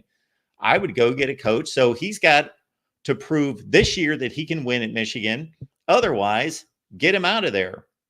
See ya. That would be I would not give him the leeway that I would give somebody else. That if this was Jim Harbaugh, if this was 2015 and Sharon Moore got the job after Rich Rod and Brady Hoke and after 3-9 and 5-7 all over the place and 5-7 the year before, well, that's a different situation. But he was handed a good program. He was handed an elite program that obviously lost a lot of coaches, but maintained most of the staff and lost a lot of players, talent, NFL talent, but also retained a lot of it. this team is going to produce a bunch of NFL players. There are a bunch of NFL players playing on this Michigan team. So if this team goes 7-5 and they look, unless all those losses are by a field goal, like they lose to Ohio State by a field goal and Oregon and USC and somebody else by a field goal, they go 7-5. If I'm Michigan, see ya, bye. We can get a much better head coach than Sharon Moore. And I said that to start out that I wouldn't have hired Sharon Moore. He would not have been, but they went the route of let's stay in-house. There's a culture. There is a foundation of relationships, and we have something working here. And he got the audition and he passed with flying colors. So I'm not saying that they made a completely irrational decision, but they just didn't make the decision I would have made. All right. We got Hummus Hero on the line. Hummus, what's going on tonight? Hey, Mark. How are you doing? Good. What's going on? Oh, not much. I just had a couple things. I know I've called in response to Duriel a couple of times. And I'm not going to get on here and say I'm angry with him or anything like Chris did, but I just wanted you to clarify a couple things when you were discussing with him, a couple things that you were discussing with him. When he was saying Wisconsin was like a top 6 team in the Big Ten, like that's where he would have them. I mean, I think I could name 6 teams just immediately that are better than Wisconsin. I mean, you got Ohio State, obviously, Oregon, Penn State, Michigan, USC, and then you've got, what was that, 5? And then I would definitely say I think Nebraska is better this year. I think the addition of Raiola and Matt Rule really, getting things into form. I think Nebraska is a pretty solid team. And I mean, by the looks of things so far, I think they look a lot better than Wisconsin. And then I think you could also make an argument that Rutgers is better. Iowa, I think most people would say Iowa's better. So, I would have Wisconsin somewhere maybe 9-10 right now in the Big Ten, somewhere in there. So I don't think that that's like a very good litmus test when you're comparing Alabama to Wisconsin. And Alabama, you're kind of saying you think Alabama's the 3rd best team. I think Alabama might be the best team in the SEC. I think that they have No, I'm sorry. I'm sorry to interrupt, Hummus. I don't think you heard a lot of what I had to say. I can already tell. So I made the same statement. I made the same statement. I said Alabama might be the best team in the SEC. Okay. I also said that Wisconsin's probably the 8th or 9th best team in the Big Ten. Okay. All right. Well, I know that you were, and I know that Duriel has a tendency to be kind of a, how do I put it, like kind of a SEC homer provocateur type absolutely. thing. And it's hard, and it's sometimes hard, but he is knowledgeable and he's a smart guy. So a lot of it's for show. So it's kind of, but he does have opinions that are real too. So sometimes it's hard to tell like where that kind of character he's playing and where his actual opinions start and end. You know what I mean? So, but like, I was just saying that, and I thought you kind of gave a little pushback on that, but I think you were kind of giving him the benefit of the doubt a little bit on his placement of Wisconsin, saying, well, they could be. Well, they could be. We don't know. Yeah. The thing is that everything that your rankings, my rankings, his rankings, how much do we really know? Now, we don't even know if Penn State's better than Wisconsin. They're going to play. Now, I think they are. I believe they are. I'm pretty sure, but we don't know that they are. We don't know if Alabama's the best team in the SEC. They might be the 5th best team in the SEC. Yeah, it's possible. But I mean, if we go, like, Duriel's big into like the blue chip ratio and the team talent composite and stuff like that. And like, if you're looking at something like that, Wisconsin would be in like the probably 7 to 10 range within the Big Ten. Like, I think he's forgetting that with the additions of the 4 pack schools, and we still don't know how good Washington is either. So with the additions of the 4 pack schools, I mean, immediately you add 2 perennial top 10 to 15 caliber programs into the Big Ten. So, and I'm not saying, 5 to 10 years back, Wisconsin was in that range where they were consistently top 10 to 15 in the country. But the reality is they haven't been. Well, you know what I mean? They haven't been for a few years. Not to cut you off, but you're I don't know if you're intentionally doing this, but you're kind of wavering between actual results and wins and losses and recruiting rankings. Actually, Wisconsin's as good today in team total talent rankings as they were when they were winning 9, 10, 11 games a year. So if we're going by talent, this Wisconsin team's as talented or more talented than a lot of teams that were more successful. Okay. If we're going by talent. Right. Right. Yeah. But well, I'm saying that well, what I was actually saying, you're right. I was kind of wavering back and forth, but I mean, I would put a little bit less stock in that. I'm not going to be one of those people that you referenced earlier saying that a team full of 3 stars can beat 5 stars either. But my point was that, you've got to kind of push a couple teams down the line when you enter USC and Oregon into the conference. You know what I mean? So Wisconsin, yeah, perennially might have been 5th, 6th in the Big Ten, for the past few years. But like immediately, I would say that when you enter USC and Oregon, and that they're going to take a couple seats back. They're gonna drop down the row. So I was just saying I don't think that that's a very fair litmus test when you're trying to match conference supremacy. I think we have 2 data points that are very solid, and that's Michigan versus Texas, and USC versus LSU. You know what I mean? And those 2 are yeah, Texas was a better performance, had a more dominant performance than USC did against LSU. And both teams might be comparable within the pecking order of at each respective conference. So maybe you could give the SEC a little bit of a nudge right there, but as of right now, it's like you say, we only know what they've done against each other. So like you can't just automatically say these 6 teams are better. It's once again, it's going by what pollsters are saying. And, I mean, to me, watching Missouri today, I'm sorry, but I know Boston College has improved, but like, did Missouri look like the 6th best team in the country against Boston College? Probably not. They were at home and they struggled with them for the first half, and eked out the win. Good on them. And Boston College might be improved, but do I think Missouri is the 6th best team in the country? Probably not. So and once again, I know that he's probably just doing this. I know he's not realistically thinking Kentucky's going to make the playoff, and I hope he's not thinking that. But I just wanted to kind of get a little bit more clarification from you on that. And then the other thing that I was going to ask you about was when you guys were discussing the Kentucky-Georgia game, I think you said something like that Georgia and Kentucky played, I think you said they were 2 of the most impressive 4 or something in college football this weekend. Did you say? I said, so Ohio State didn't play this weekend. Penn State didn't play this weekend. USC. Who else didn't play this weekend? A few other teams. I basically, if we're going with it's more than an assumption. I think most people think that Georgia is the best team in the country. Mm-hmm. And I generally do. That if that is the case, then Kentucky was the 2nd most impressive team this weekend. If you can stay within 1 point and actually outplay Georgia, they outplayed Georgia. I thought they were the better team tonight.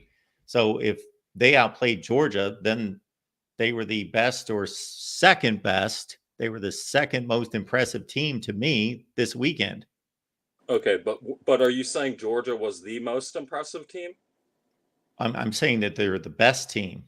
Okay, they were the best team playing this weekend.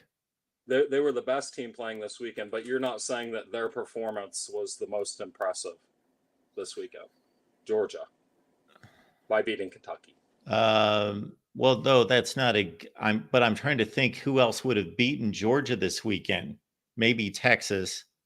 I don't know who else would have been, like, just because Georgia had a marginal game for them. Like, I don't know that they would have showed up anywhere else and not beaten the snot out of everybody else in the country. Except, I agree. And yeah, I think that's just the point I was making. Right. Okay, I think Kentucky was very impressive. See, I was a little confused. I thought you were saying that Georgia's performance was one of the most impressive performances in the country this weekend. No, Okay, because I was going to say them. Not for yeah, them. that's why I was No. confused, because they were like a Not at 21.5 point favorite, and Sure. they managed like 200. I thought Georgia looked pretty pedestrian at Sure, best they did. on offense. I mean I'm just kind of wondering if they actually have the weapons this year that they have in the past. I mean, we always expect them to reload, but I mean, replacing Brock Bowers isn't easy, and Ladd McConkey was a really solid receiver, and the guy who got kicked off the team was Ra Thomas. Is that who it was?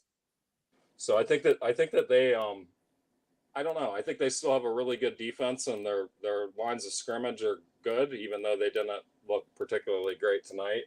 But I'm just wondering if they're going to have the firepower, seeing what they did against Kentucky. I'm wondering if they're going to have the firepower to stand up to Texas and Alabama, who they're going to face both this year, I believe. Yeah. Well, we get to see that in 2 weeks. Yeah, so it's going to be interesting. But okay, I just wanted a couple clarification on those things, and I just have one more thing, and then I'll let you get to another caller. I believe that Tennessee was really, really looking good, and I don't know if you saw the score. They were playing against your alma mater there, Kent State, and they won 70-0 or somewhere in there, 72-0. Let's not rip off Tennessee a point. 71-0. 71-0. Okay, but were you watching the score on like the ticker? I'm assuming you weren't watching the game, but I was not watching the game. No, they had 65 points at halftime. Yeah, I texted a couple friends that I went to Kent State with and said I think it was 57-0 in the second quarter, and I said, who knows what Tennessee could really make this score look like if they really wanted to. So I was interested by that, because anytime, like I remember a couple years back, Ohio State was playing against Michigan State, and they had I think 49-0 at halftime, and I think that they scored. I think they scored on touchdowns on every possession that they had that entire half, I believe. Maybe there was one punt or something like that. But it's really difficult to get to that point total in one half. So, and I know you could say Kent State might be the worst team in the MAC or whatever. They very well be. I don't know, but I think it was impressive, and I had to look to see how that actually happened. And there was a couple short fields. There was a safety. There was a couple muffed bad snaps or whatever happened. But regardless, it was Tennessee. You can't discount it. I don't care who you're playing. If you get to 63 points in one half. Absolutely. All right. I think we might have lost you. Hummus, thanks for the call. We appreciate it. And let's keep in mind that Tennessee put up 51 last week against North Carolina State. All right. We will keep it rolling here at the Voice of College Football. We've got Michael on the line. Michael, what's going on tonight? Okay. All right. Well, I don't know that Michael's ever made a better call than that. All right. Now we got Michigan Man here. Michigan Man, what's going on? Hey, what's up, Mark? I got to talk about my team, dog. I got to talk about this mess we got going on. Yeah, it's a mess. Hey, man, look. Sherrone Moore doesn't know what he's looking at in terms of who should be playing, who shouldn't be playing, who should be starting. I mean, let's go through the list. He got the center wrong. That's clear. I think the most egregious thing he got wrong was the running back. I mean, Mullings is so much better than Edwards. Sure. And he continues to play this guy. It's not just the running that's bad, Mark. It's the pass, bro. Oh, okay. There's a play that you can find, and it's almost comical. It's a play action. He goes to the wrong side of the play action. I'm going to repeat that. He goes to the wrong side of play action. So the quarterback goes to ball fake, right? And he's on the other side of him. So he's just holding the ball up the air. And a free rusher comes in and sacks him. It's his fourth year. Yeah. That's That's pretty bad, right? That's bad. That's bad. I mean, and Mullings is a beast. He's a beast, man. He's He a had beast? over 10. Yeah. Okay. He had over 10 yards of carry in this game. Ran for 155 yards, and I understand the competition, but he was running like this. He's been running like this every time he gets the ball. Week 1, he was running like this. He just didn't get the opportunity. You know, it's frustrating. And then the quarterback. Oh man, the quarterback, man. You remember John O'Corn? Oh yeah. Yeah. This is the second coming. This guy. He's the second coming, man. I don't know what they're looking at. It's to the point where I don't trust any of the personnel decisions at all. I can't. And I'll tell you this. If they somehow, I don't think they will, if they somehow beat USC and Alex Orji's the starter and he plays okay or decent or enough to win the game, that's a fireable offense. I don't care about it. That would be a fireable offense, in my opinion. Because it speaks to a coach that is so young in the game, right? Yeah. He just doesn't know what he's looking at.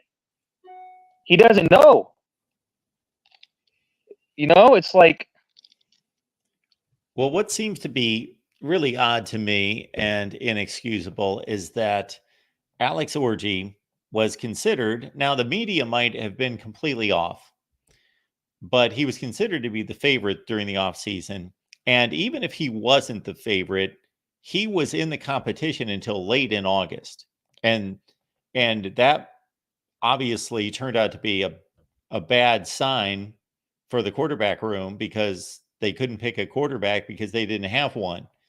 So then they finally land on Davis Warren. Well, Alex Orji comes into these games, and I had the game on today, but I can't say that I really evaluated what was going on. I was watching other games at noon because, Michigan, Arkansas State doesn't really move me too much. So I was watching other games. And, but the Texas game. So there were 3 occasions in which Alex Orji comes into the game and he runs on 3rd and 3, 3rd and 5, and another like situation. And it's obvious and predictable what they're going to do. And I just can't believe that there's a quarterback on the roster that was vying for the starting job all the way to the end of training camp, and they don't have any faith in him throwing a pass on 3rd and 3. You want to hear a crazy stat? Sure. Davis Warren has 2 touchdowns on the season, passing. You know how many Alex Orji has? Well, I know he's got 1 for sure. He had another one today. Okay, he's got 2. All right. What does that tell you? What kind of throw was that? what kind of throw did they have Orji make today? Literally a throw to the flat. They had him but that tells you how bad it is, though. Is what I'm saying. That Davis Warren, who's throwing a bajillion more passes than him, has 2 touchdowns and 6 picks. By the way, 6 picks and 2 touchdowns. 6 picks. He threw 3 today. Man, he should be. He threw 3 picks today. That's like, it's really bad. Cade McNamara, It's where really are you? bad. Hey man, this is what I'm saying. Like, this team is so much better than this. It's the coaching. Like, it's 21-3, right? At half. And they come out and this dude's throwing picks after picks. A game that really should have probably been 42-6, right? Yeah, it probably should have been 42-6. I was But they make it 28-18 because of the coaching. Yeah. It's awful. And I'm with you, man. Like, they hired Sharon Moore, I guess, just to keep the culture. But what is culture if you can't coach? Exactly. You know what I'm saying? Yeah, they all get along, but if it's there's an L on the board at the end. Yeah, what is it? Yeah, exactly. Who cares? It's ridiculous, man. And look, I'm gonna tell you this: if they continue to give Edwards carries, I'm gonna lose my gasket. Yeah, The dude, he's so bad. It's pass protection. It's he looks slower. They put more weight on him. He looks slower. I don't even know if he's going to get drafted at this point. What do you think? I don't even know if he's draftable. I really don't. Well, if But they see, you're an NFL team, you're looking at that and looking at the way he runs in the pass protection. Why would I take you? yeah, because in the NFL, they are not going to be that impressed that he can outrun Minnesota and Rutgers defensive backs when he's given a lane that's like 18 feet wide. And that's where all of his big plays come from. We were on the Ohio State show last week, and Tony Gerdeman had a stat that he said 20% of Donovan Edwards' yardage in his career have come on 10 runs. And I said, what? And I pulled up his stats, and he's got over 300 carries. And I said, how is that possible? And he listed them off, 75, 82. And you do the math, and it's like, this dude has carried the ball over 300 times, and 25% of his yardage has come on 10 runs. Yeah, it's unbelievable. I mean, at the end of the day, this is what he is. He's a change of pace back that needs a hole the size of a double wide to get through. Even in the championship game, the first run he had, right? The hole was so big. I think people need to realize the hole was so big that he had time to hit his offensive lineman in the butt because of his poor vision and still get all the way to the end zone without being touched. Yeah, That's how big that hole is. I don't think he broke a tackle against Ohio State on those 2 long runs. It was just blown right wide open, and I don't know where the safety was. I think he just ran straight through the hole on both of them. Yeah, even in the championship game. Yeah. Both runs. And it's frustrating, man. Like, it's such a waste of talent. It's such a waste of talent. And I really hope we don't go 7-5, man. I really don't. We play USC this week. We play them this week. Oh, I think we're going to get shredded. I think we're going to get shredded. Look at how much the perspective on that game has changed in a couple of weeks. And USC's not done anything that special. They beat LSU in the last play of the game. It was a good game, and they played well, but they didn't blow them out. But then they took care of Utah State, and look at Michigan. And I went into the season thinking USC probably has a 30% chance of winning at Michigan. Now I think that they've got a 70 or 75% chance of winning. Yeah, and it might be higher because you're going into a game where if you do pick Alex Orji, he's got to get all new reps. He's got to get, he's getting reps with the first team for the first time in weeks.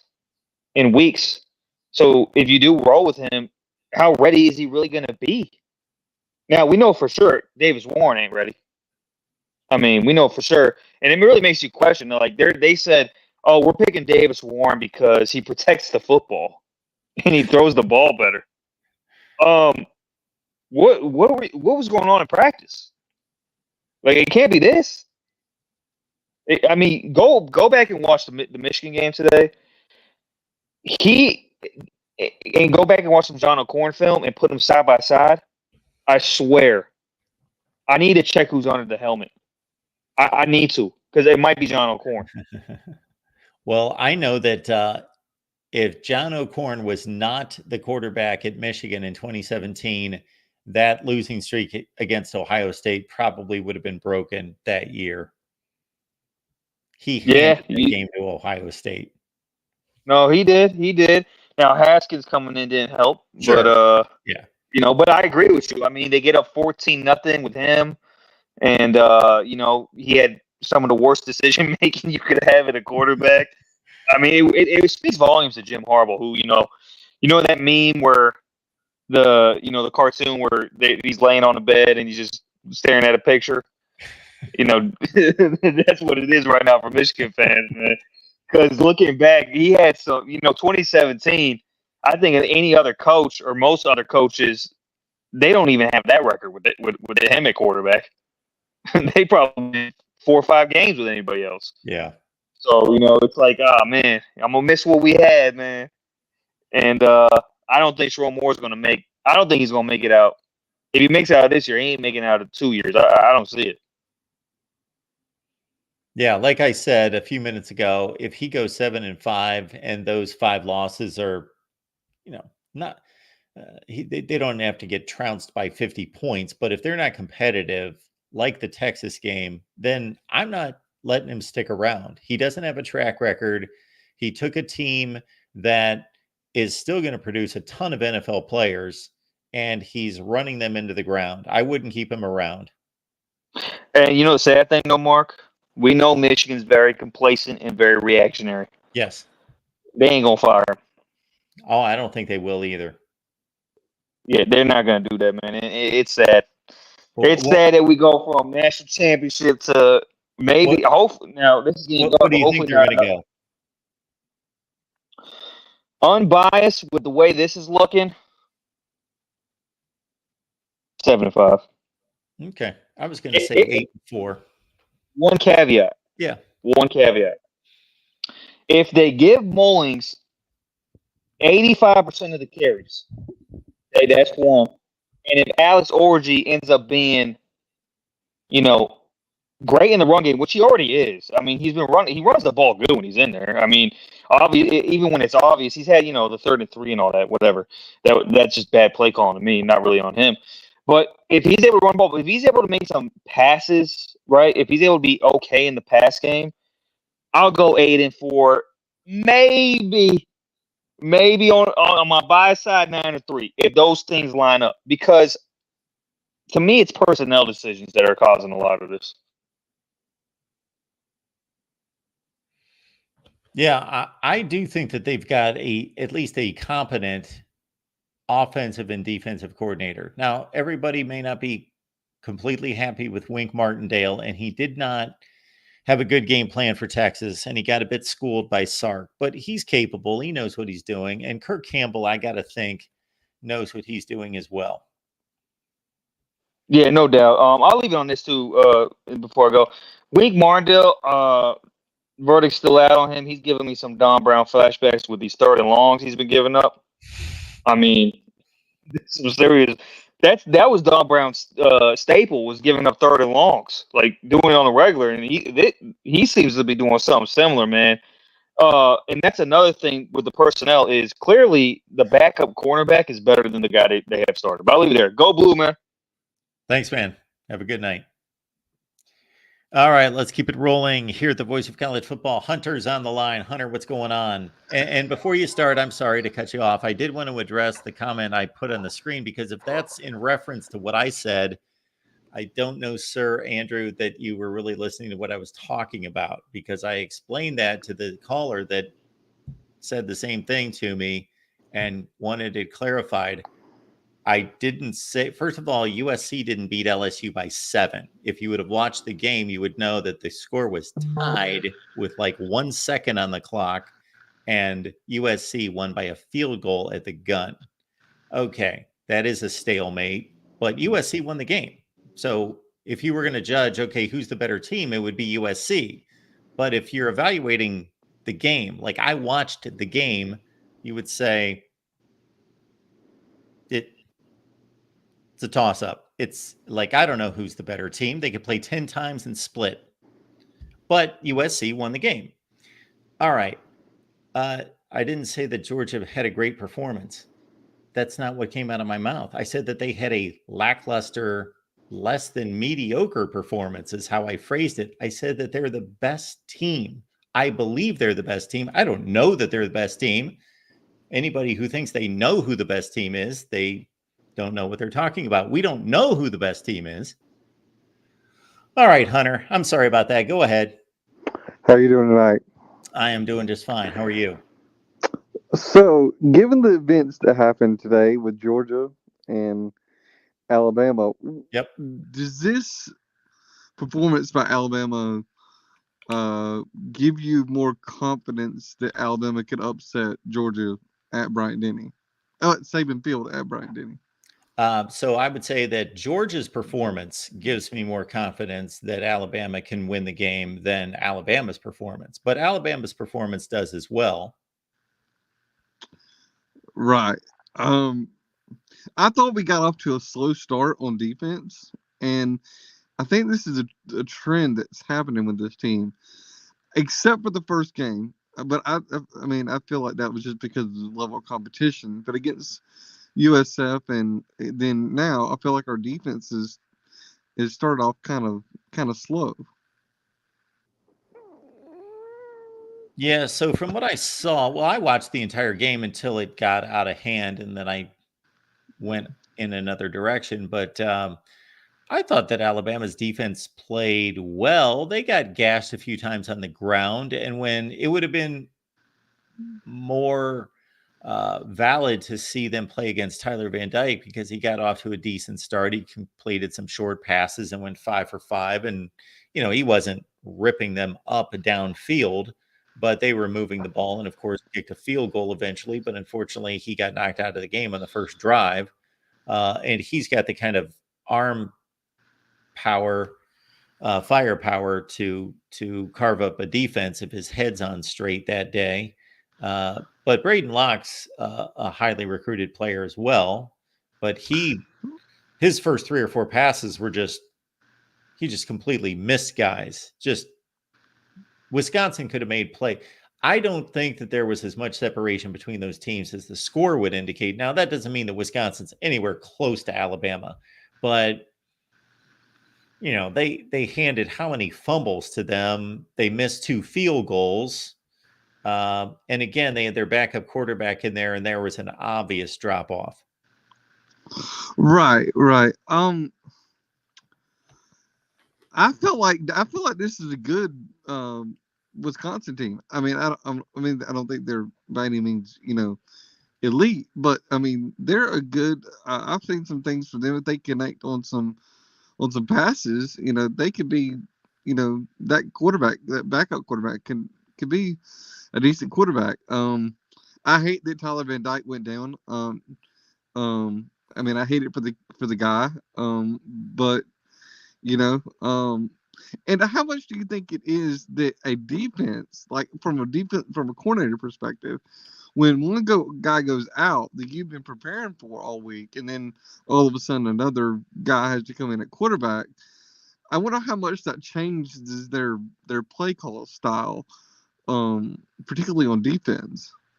Because they have to do that on offense.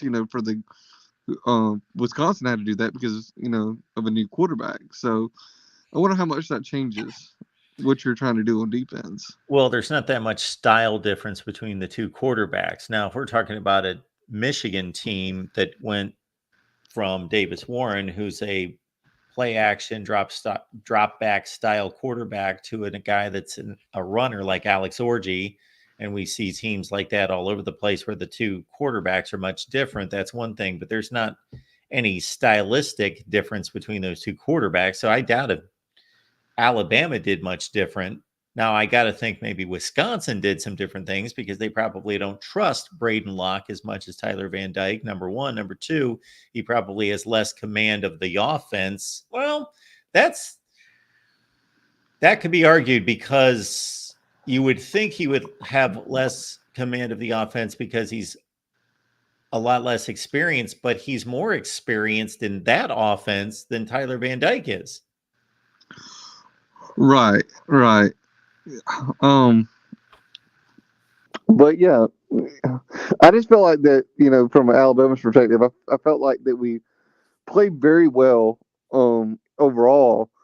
I just felt like, we got started off kind of slow on defense. I thought that we, could have got at the quarterback a little bit more. And I tell you, the guy who stood out to me today was John Zapier on defense. I mean, he didn't get any sacks, I don't think, but he got some quarterback pressures there, and LT Overton did a great job of creating, sacks and quarterback pressures. But watching Yonze come off the edge there, I've seen some really good things from him that for the future, looking, see what his career is going to be like. Yeah. So one comment in the chat here. I stand corrected on the USC LSU score. Obviously, USC was setting up for a field goal to win the game, but then Woody Marks busted the the tackle to score the touchdown. Case in point, my point is that there was one play separating the teams. All right, back to Alabama. So, yeah, I don't know. I didn't really focus on any particular player. Yeah, I mean that's just something that I mean, I guess from Alabama fan perspective, you kind of I follow recruiting very closely, so seeing seeing these young guys and seeing and I take notice when they come in the game because I want to see how they're doing, coming in to a game like that, early, when he came in the game kind of early, so I always just kind of pay attention to that, but um. Yeah, I mean, I think Alabama played very well today. I'll tell you another game that I felt like was a good game today, and I watched quite a bit of it. Was that West Virginia and Pitt game? That was a Yeah, really that was good a football great game. game. Yeah, I loved it. That's always a good game, though. I've seen them play a couple different times. Pretty much, almost always. Yeah. And Eli Holstein, he was at Alabama before, and watching him play was kind of interesting. Yeah. What happened? I didn't get to watch it. What happened with LSU and South Carolina? South Carolina gave them the game. That's basically what happened. South Carolina was dominant in the first quarter. They should have been up 17-0, but they had a pick six called back because of a horse collar. And they also threw an interception in the end zone that they should have just eaten the football and kicked a field goal. So they were up, but they still went up 17-0. So they could have been up 17-0 much earlier, but they still made it to 17-0. And then it turned into a really good ball game. And Lenora Sellers, South Carolina's quarterback, got knocked out of the game on the last drive of the first half. So Robbie Ashford, the former Auburn backup quarterback, had to take South Carolina in the second half. And so LSU came back from 17 down to take a lead. And then South Carolina had another pick six that was called back because of unnecessary roughness that would have iced the game. South Carolina was up 33-29 late. And Garrett Nussmeier put together a drive in the last 2 minutes of the game. And then South Carolina came down the field and Robbie Ashford completed a 30 or 35-yard pass to put South Carolina in position right at the final gun, and they missed a field goal that would have sent the game into OT. Okay, Oregon and Oregon State, was that game pretty much how the score indicated, or was it a little closer than what the score indicated? I know that it was 22-14 at one point. I did not see any of that game. Oh, okay. What's going on in Tallahassee? Oh my goodness. I mean, I really like Norvell, and I don't know if this is a Norvell problem or just I don't know what it is. What's going on there? They made a bad selection at quarterback. That's number one. So they went from one of the 3 or 4 best quarterbacks in the country to the 40th best quarterback in the country, maybe.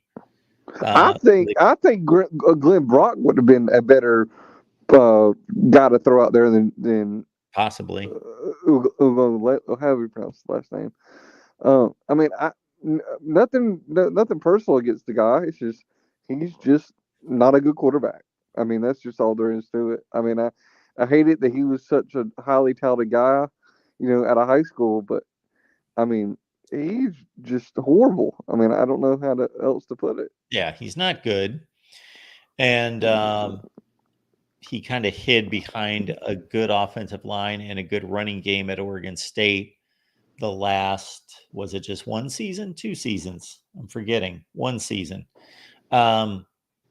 Yeah, he's not a good quarterback.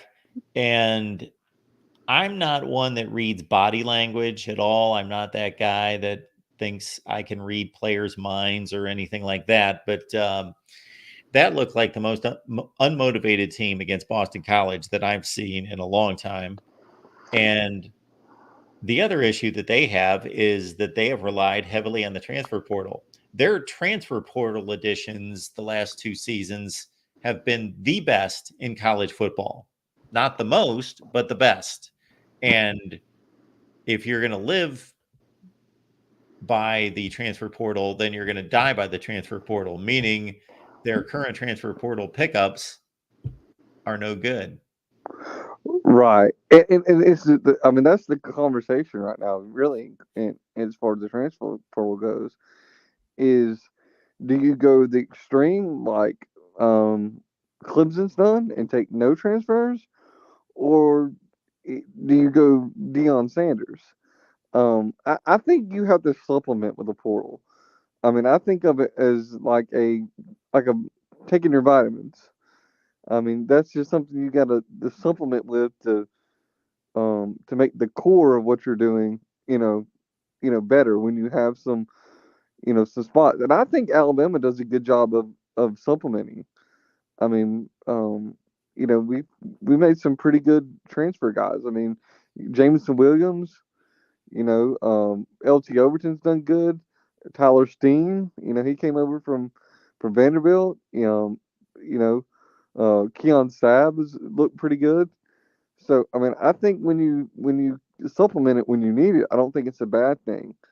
But when you try to, piece your whole roster together by the transfer portal, I don't think there's any cohesion there with the players because they really don't know each other.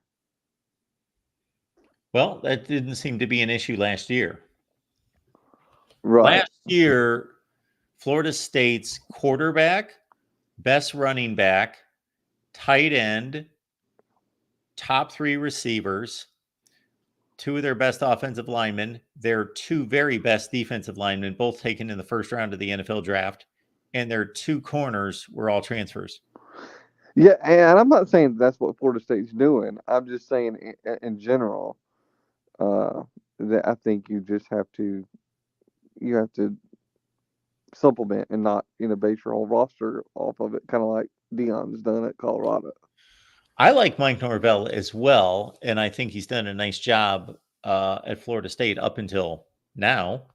But they have leaned too heavily on the transfer portal, which again, when you hit home runs like they did last year, right, and the year before, Keon Coleman, Braden Fisk, Ventrell Cypress, Jared Verse, Jordan Travis, of course, he transferred before, but he's still a transfer. And the running back, Trey Benson, was a great player for them.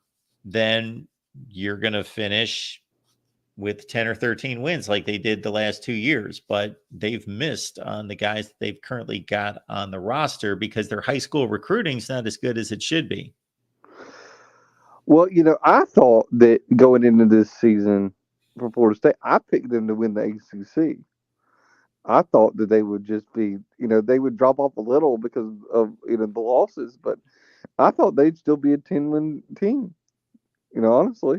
So did the Associated Press poll because they were in the top 10 in the country.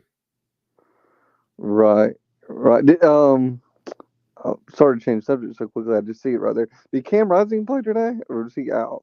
No, he did not play. Okay. They played a freshman quarterback by the name of Isaiah Wilson.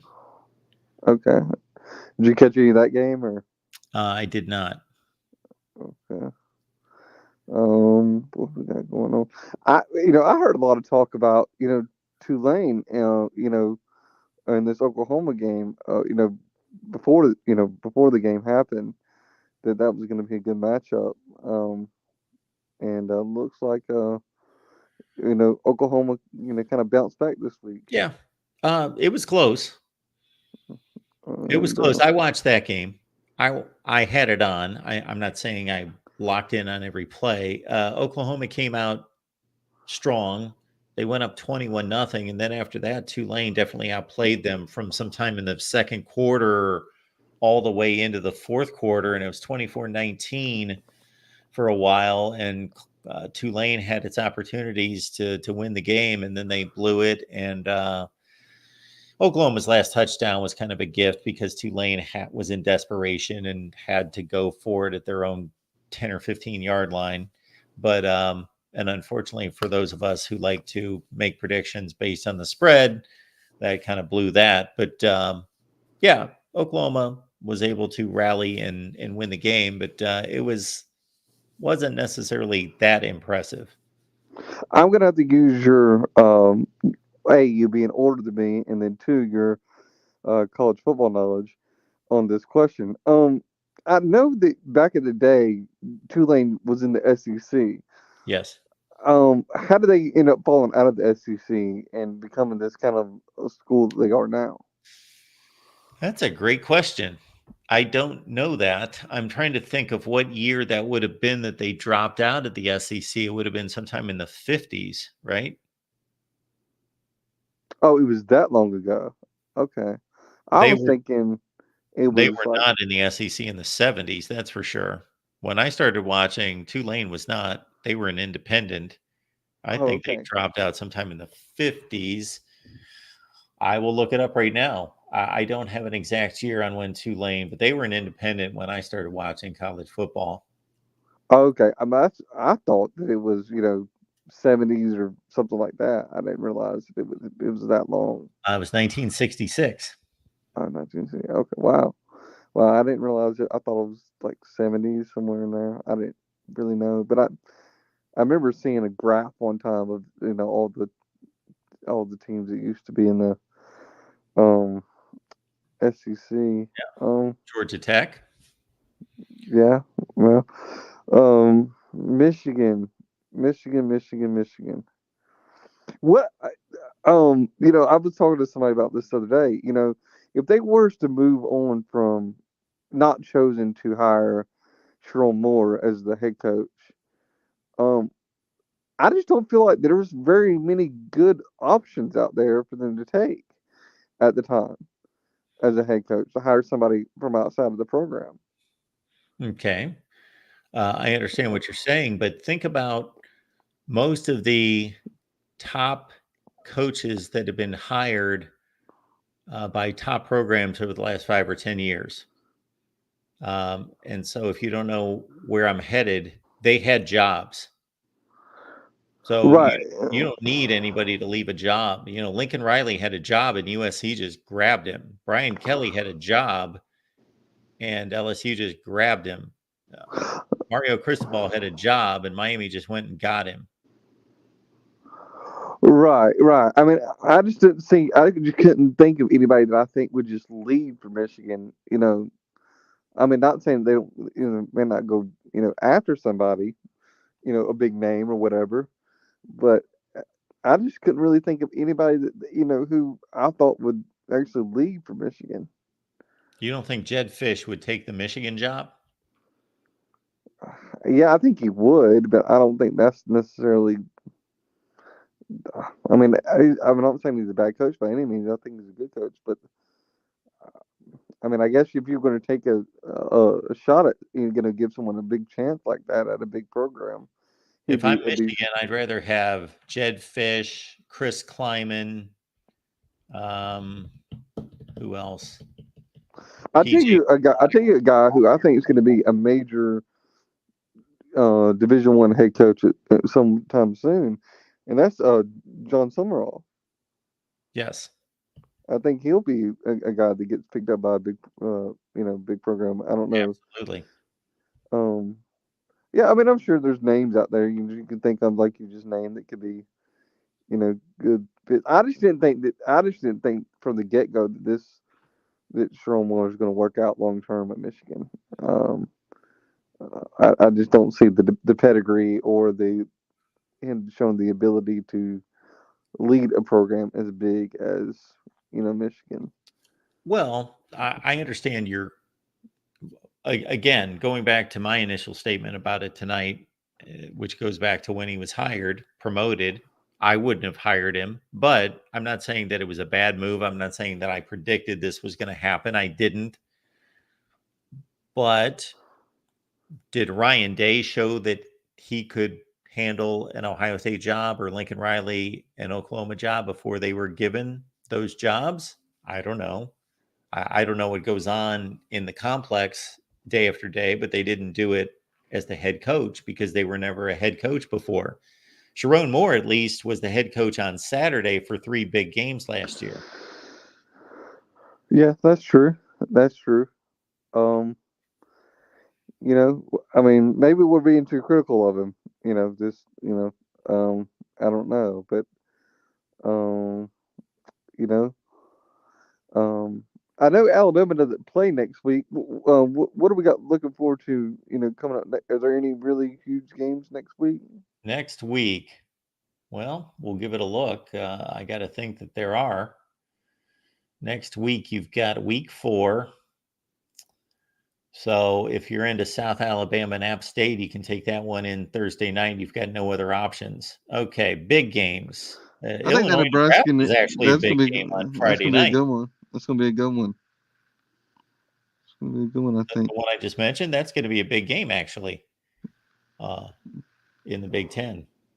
North Carolina State, Clemson. Kansas, West Virginia. Who else? Michigan, USC. Auburn and Arkansas, I think, will be a good game. Auburn, Arkansas. Okay, if you consider that a big game or a good game. I'm saying, I think it'll be a good game. What I mean by good, I mean competitive. I was looking for big games. Rutgers, Virginia Tech, Georgia Tech, Louisville, Arizona State's looking to go to 4-0. Playing Texas Tech. We got Utah and Oklahoma State. That's a big game in the Big 12. We've got Northwestern and Washington. We've got Florida State going for 0-4 against Cal. They may just do it. We got Tennessee, Oklahoma. That'll be a good game. That's about the highlights right there. All right. Well, Hunter, appreciate you stopping by. Thank you. I appreciate it, Have Mark. a good night. Bye-bye. All right. Let's talk some Gophers. We got Minnesota Dave here. Minnesota Dave, what's going on? Hey, how's it going, Mark? I am doing just fine. What's going on with you? I'm doing pretty good. I'm pretty happy the way my Gophers played. A lot of people thought that this could be a trap game, but they pretty much dominated a little bit there. If you told me that Iowa would be having a scare, I would be more surprised at that than I was of Nevada giving the Gophers a scare. Yeah, I was a bit surprised by Iowa playing around with Troy. That usually doesn't happen to them, but maybe this Iowa defense isn't quite up to standard. Yeah, I think when they lost Cooper DeJean, their backfield is just not as good as it used to be. Yeah, it wasn't last week. I did not see one play of that game, but it certainly wasn't against Iowa State in the second half. Now, in terms of your game against Nevada, if you've got any comments about that, in addition to what you already said, you're going to have to let us all know because you're the only person in America that watched that game. Yeah, I was at the game. Oh, you were at the game. Nice. Yeah. I have season tickets. I think I told you I've had season tickets for the Gophers since like '93, since like the Wagger years. So, oh yeah, I remember those well. Mid '80s. He was prior to Lou Holtz, correct? Early '90s. Oh, he was after Lou Holtz. Yeah, it was. Oh God, it's who was it? John Gutekunst. Yep. was the coach in between after Lou Holtz and before Wacker. Yep, I remember him well. And then Wacker went to. Did he go from TCU to Minnesota or vice versa? Yeah, he went to. Yeah, he was from TCU and went to Minnesota, and he won and I think he won a 1AA championship with Texas State at one point. I think he was also Division II champion with North Dakota. Okay. All right, Minnesota Dave. Anything else you got for me? Well, really, the one thing I'm going to say is, did you watch the Indiana UCLA game? No. I'm I pretty sure kind of that planned on it, but I most did people not. didn't, except for what's our buddy from Indiana? I actually Or wanted to, but I didn't. oh, yeah, yeah. I watched also most of the Georgia and Kentucky game. That was a game that we all thought that was going to be like an easy blowout for Georgia. Yep. But that was an entertaining game. But I was watching the UCLA Indiana game for a bit because I flipped around, and I have never seen a player get a sack, but called it was an unnecessary roughness call on him. Hits the quarterback perfectly in the chest, lays him flat, and they call a roughing the passer penalty. Because he landed on him? He hits him perfectly, and he makes a perfect tackle.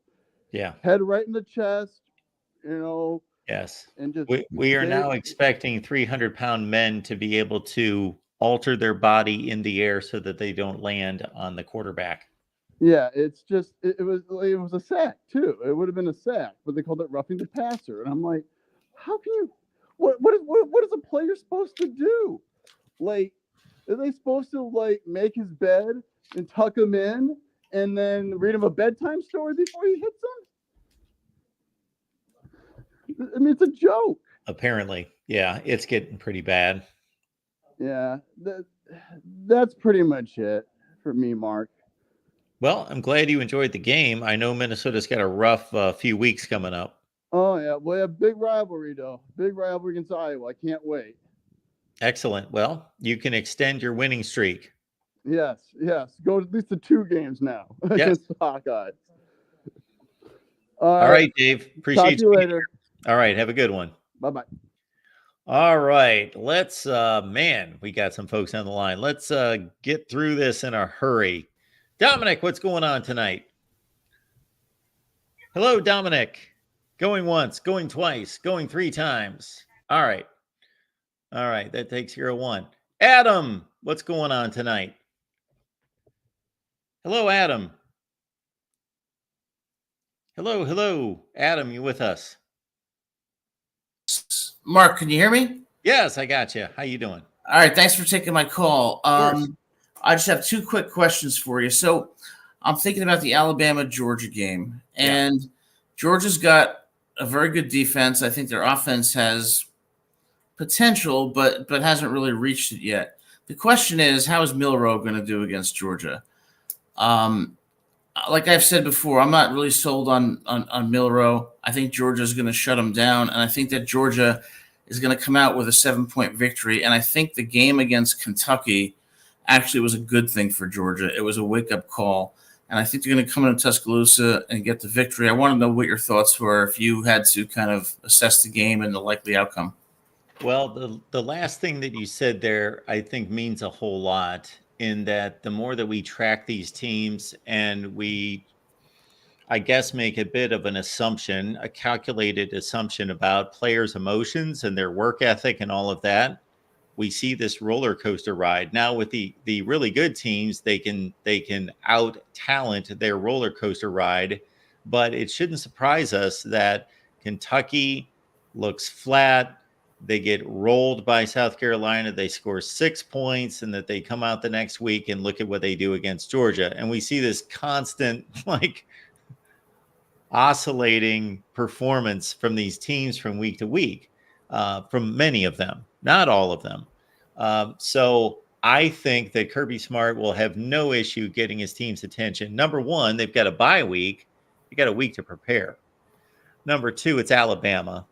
And for any of those players that were on the team last year, they lost to Alabama in the SEC championship game. This is the one team that can get their attention. And number 2, they just came off a performance where they won by 1 point. So, yeah, I think we will get the best version of Georgia. Now, in terms of Jalen Milroe, I like him a lot better than you do. Now, do I see out of him the ability a previous caller brought up Shadur Sanders, Quinn Ewers, Carson Beck, and Jackson Dart. I do not believe that Jalen Milroe is NFL ready like those guys are in terms of being able to drop back in the pocket and go through progressions and make the right decision. But he can throw the ball. And I'm not just talking about he can throw it for distance. Like he threw a pass today to the corner of the end zone, to the back corner of the left end zone, and he threw that ball. The receiver made a double move. He made an in. He was running, along the left hash in and then back out to the corner. Jalen Milroe threw this ball well before. Now he probably had it locked in his head. This is where I'm going. So I don't know about his decision making, but if you present a throw to that guy, he made some beautiful throws today. Yeah, I think that's the thing with Milroe. Like we saw on 4th and 31 against Auburn, he made an amazing pass to Isaiah Bond in the end zone. He makes some incredibly dynamic plays, and of course, with his legs too.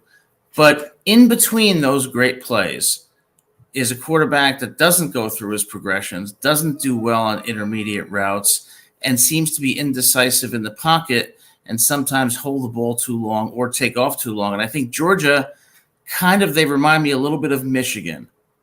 Michigan shut down Milroe with delayed blitzes, with containment, and with discipline on their defense, and with schemes that confused him. So I kind of see Georgia and Alabama being a little bit like Alabama, Michigan. But since I like Alabama, I'm hoping, of course, for an opposite result. But just not to cut you off, Adam, before you get to No, your go next ahead. point, you've got a more immediate comp to make between making that 1 degree of separation between what Michigan did against Milroe and what Georgia could do against Milroe. How so? Well, we saw Georgia play Milroe in the SEC championship game last year. Well, yeah, we did see Georgia play Milroe, and I think that Georgia contained Milroe like Michigan did. What Milroe did was he made a few good plays in the first half, and on the final drive, he ran for the first down, I think, on 2 or 3 different occasions to run out the clock. But in between that was 5 or 6 sacks. And kind of like the same thing that happened with Michigan. And when he got sacked 5 times against South Florida, and even today when he was kind of shaky, that's the kind of game I see playing out. But I hope I'm wrong. But again, he does make amazing throws, and I give him credit. He's also an amazing person. But do I think he's a great QB? I don't. So I'm going to say Georgia's going to win by 7, probably 27-20, but we'll see. The other thing is this, and this is more of a philosophical question, as I'm sure you know and recall. So back in the 80s and 90s, the national champion was decided by the AP and the coaches poll after we played the bowl games. Correct? Yes. Okay, I just want to make sure my memory is serving me through 1997. 97 is what I thought. Okay, and then in 98 it was the BCS, right? Yes. Okay, so my question for you is, if you look at all the national champions up until 1997, if there was a 4-team playoff or a 12-team playoff, do you think that they would not have been national champions? I think, and we could exercise this and execute year to year, and I could give you my various takes on, and I actually have a project that you'll know about here, hopefully in the next month or so. But, and I could let you know from year to year how many teams outside of that national champion or the teams that competed for the national championship that I believe could win a national championship. So, for example, in 1997, Nebraska and Michigan split a national championship. Right. Florida State could have won the national championship. They come to mind. 1996, Florida won the national championship. They won. They were awarded the national championship. Well, they split 2 games with Florida State, which tells you that they could certainly have lost a championship game against Florida State. They could have lost to Ohio State. Ohio State was capable of winning the national championship in 1996. 1995, Nebraska, don't see anybody that could have beaten Nebraska. If there was a team, it would have been a stretch. It would have been a stretch to say Ohio State or Tennessee, or obviously they trucked Florida. So Nebraska was about the most secure national champion, that 1995 team. 94, Nebraska and Penn State split. I can't think of anybody off the top of my head. Florida State was always really good. But anyway, so I could give you one or two teams, I think, many years. Yeah, like when I think back, like I think it was 84, 85 when Nebraska played Miami and Osborne went for the 2-point conversion and didn't get it. And 1990 or 91, I think it was Colorado and Notre Dame. Then I think, 2002 was Miami and Ohio State. 2006, it was Texas USC. But in those four examples, there wasn't a single person, I think, in those years that would have said, oh, there should have been a third team. In 2003, it was LSU and USC splitting it. My point is, I would hypothesize that if you take the AP and the coaches polls up to 97 and you have those national champions, if during those years there was a 4-team playoff or a 12-team playoff, I think the same teams would be national champions, which negates the efficacy and necessity of a 12-team college football playoff. But we'll never know, I guess, right? No, we will never know. But I seem, at least based on my opinion, if you put any value in my opinion, I do, very much so. Seem to go through 5 years, and I came up with a team or two teams in 4 of those 5 years that I believe could compete for a national championship.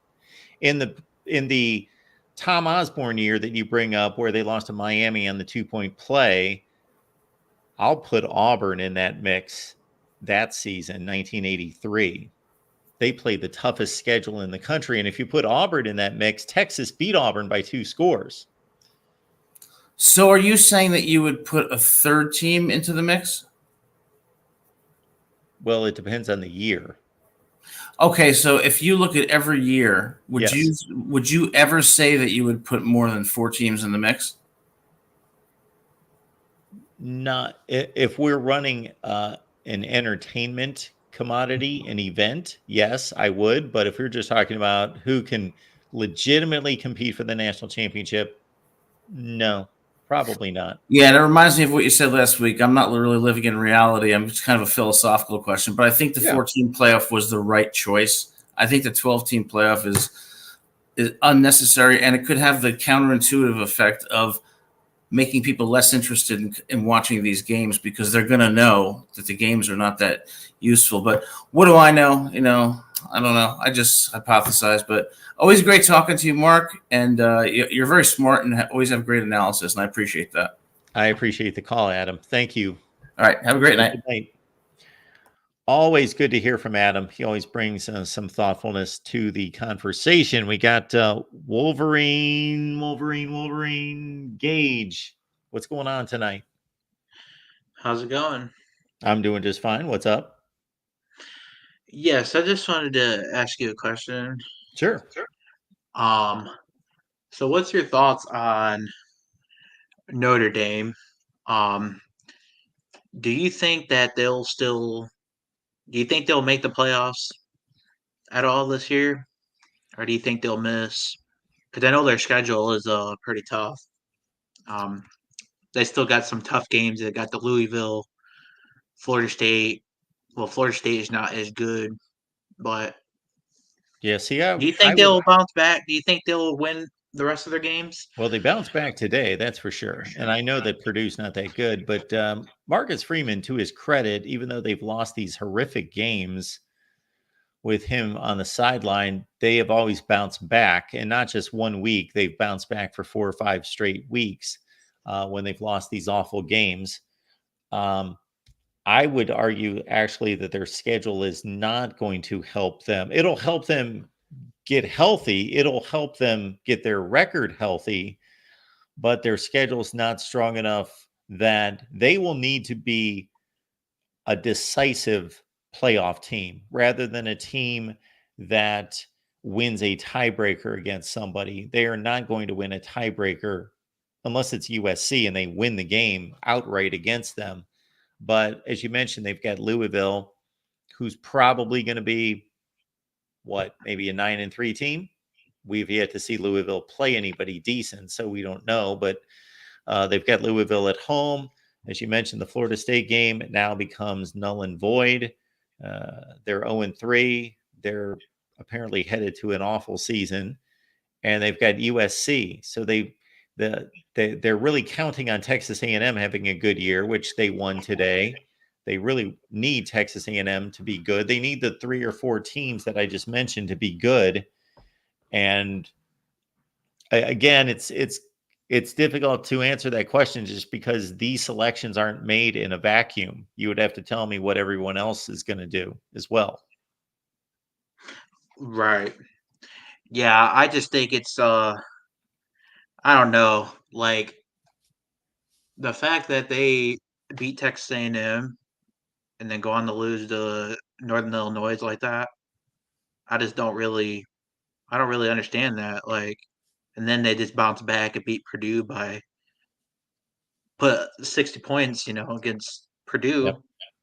And Purdue is probably just as bad as Northern Illinois.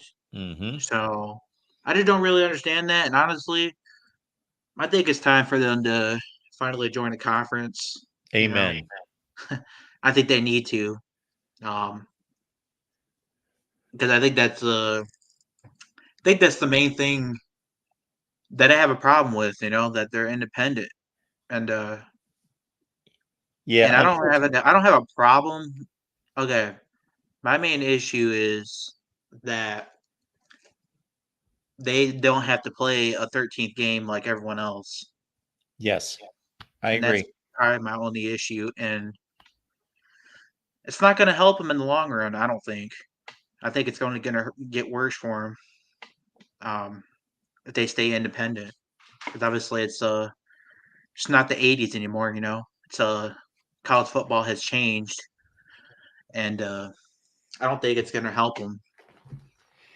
Well, they have a certain cachet and they've got a certain power and leverage that unless things change drastically. So what needs to happen is there needs to be somebody that takes charge of the sport, a governing body or a commissioner that then decides that Notre Dame to be involved in all of this needs to be in a conference. But until that happens, I don't see anybody forcing them or anyone's going to have the authority to force them to join a conference. So they're going to be allowed to do whatever they want. Now, they do have the one disadvantage of not being able to earn a first round bye, but the trade-off for not having that opportunity is what you just mentioned. They don't have to play a 13th game. So they do, in a sense, get a bye. They do get a week off to prepare for what could be a home playoff game. And think about this. If you're Notre Dame, you're unique in that you're an independent. You can use that in recruiting. You can separate yourself from everyone else and schedule a national schedule. You can schedule whom you want. They've already signed this contract with the ACC, so they play those 5 games against the ACC, but otherwise they schedule whom they want. And they also don't have to sit in a boardroom or a conference call with the likes of Indiana and Illinois, for example, and just get 1 out of 20 votes. They get to control what they want to control, their TV contract, their schedule, and a lot of other things. Yeah. But my thing is that if their other sports are in a conference, then all their sports should be in a conference. Yeah. Like, I agree with you. Like their We basketball, completely agree. hockey, lacrosse, they're all in a conference, and football's independent. Yeah. I don't blame Notre Dame, though. Yeah. They can do whatever they want. Right. And I expect Notre Dame to make decisions that are the best for Notre Dame. It shouldn't be up to Notre Dame. There should be a governing body that forces them to join a conference. Yes.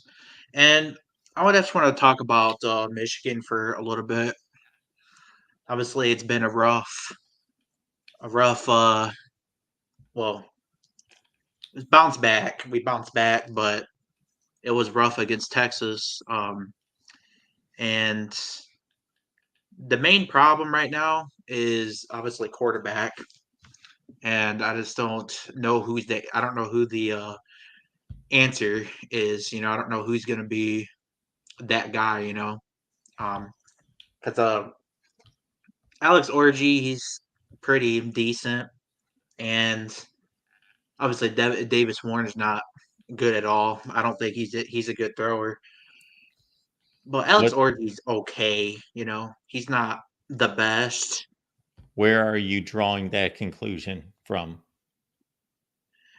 From what? Where are you drawing the conclusion that Alex Orgy's a decent quarterback? Well, I'm not necessarily saying that he's a decent quarterback. I think he's a good scrambler.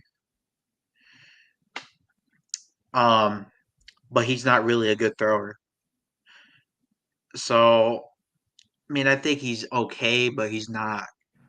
He's definitely not JJ McCarthy, and neither is Davis Warren. Um, and I kind of expected this to happen. Obviously, when you lose talent, obviously from last year's team, kind of expected them to go. How do I explain it? I expected them to go downhill because I didn't expect them to be as good as last year. Because when you lose that, you lose all that talent. You're basically, I wouldn't say what's your opinion? Do you think it's a reload or do you think it's a rebuild? Because I think it's a reload. Does it look like a reload? Man, I guess on defense it does. On Does it? offense, well, I would say on offense it is, but defense they have all some of the talent from last year.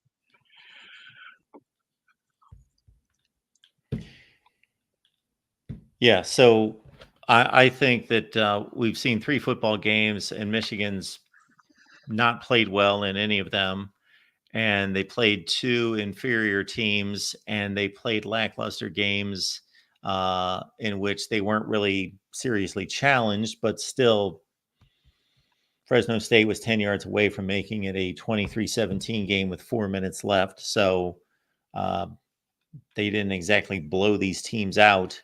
And then, of course, we saw them against Texas. What alarmed me the most on the defensive side against Texas is that I expected if they were going to give up 31 points, that they would wear down late in the game after having to pick up their offense over and over and over and over.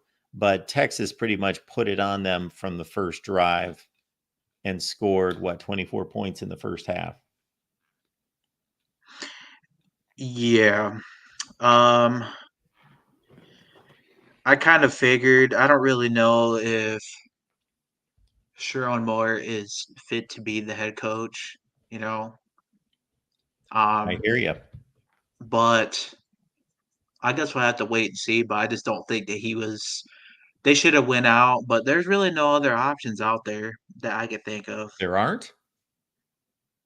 You don't think that Well, there are better head coaching prospects out there than Sharon Moore to coach at the University of Michigan? Absolutely, there are. who do you got? Who do you think? What names are out there? Well, let's put it this way. You take any coach that you want and probably only eliminate 10 coaches in the country that would not go to Michigan, and everybody else would go to Michigan. Yeah. Meaning Dabo Swinney may not leave Clemson to go to Michigan. Kalen DeBoer probably won't leave Alabama to go to Michigan. Lincoln Riley probably won't leave USC to go to Michigan, et cetera, et cetera, et cetera. There's, 10 or 15 of these guys. Other than that, do you want Matt Campbell? Well, talk to Matt Campbell. See if he will coach at Michigan. Talk to Chris Kleiman. Talk to PJ Fleck. Talk to Jed Fish. Talk to fill in the blank. Urban Meyer, maybe. I don't know. Maybe. Yeah, Urban Meyer. yeah. I think Urban Meyer would be a good hire for sure. Well, he's got a pretty good track record. Yeah. So maybe you would present Urban Meyer with the challenge of going 7-0 against Ohio State, like he went 7-0 against Michigan. Maybe you Yeah. would.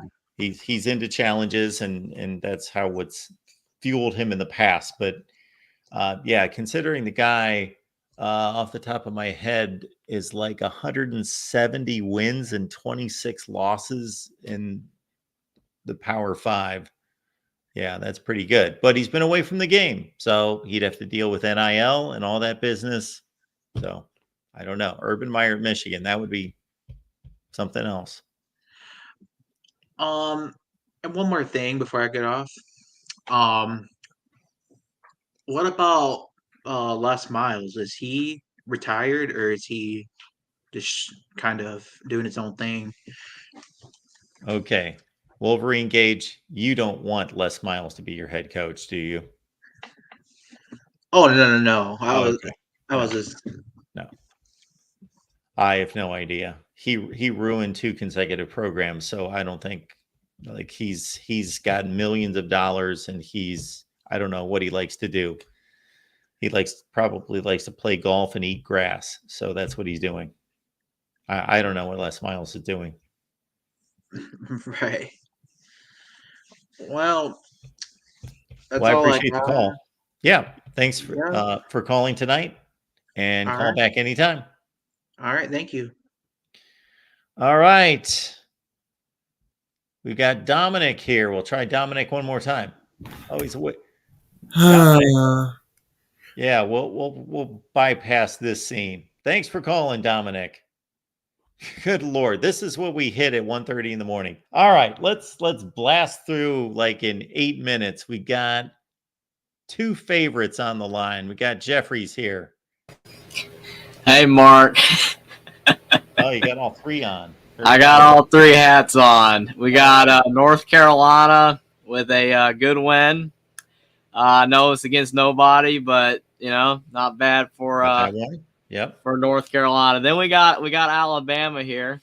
Yep. Because of the fact they were really good against Wisconsin. I can't say that I didn't expect it. I thought they would win, pretty comfortably. I think my final prediction was like 31-14, something like that. But I mean, Tyler Van Dyke gets hurt, and it kind of is what it is. Wisconsin had no offense outside of some running early. I will admit that they had some running early, but I'm not gonna say Alabama just was perfect in the game. No, but yeah, Alabama was still pretty good. Beating Wisconsin in a tough environment. Camp Randall's not an easy place to play, but I will say the most impressive win of the day, we got to go with Indiana, right? Indiana knocking off UCLA. I mean, the best win for Indiana in the Big Ten in 23 years. They beat Wisconsin 62-31 or whatever on the road back in 2001. So, yeah, this was massive for Indiana. I know that a lot of people still don't believe in them. I don't even know if I believe what happened in 2001?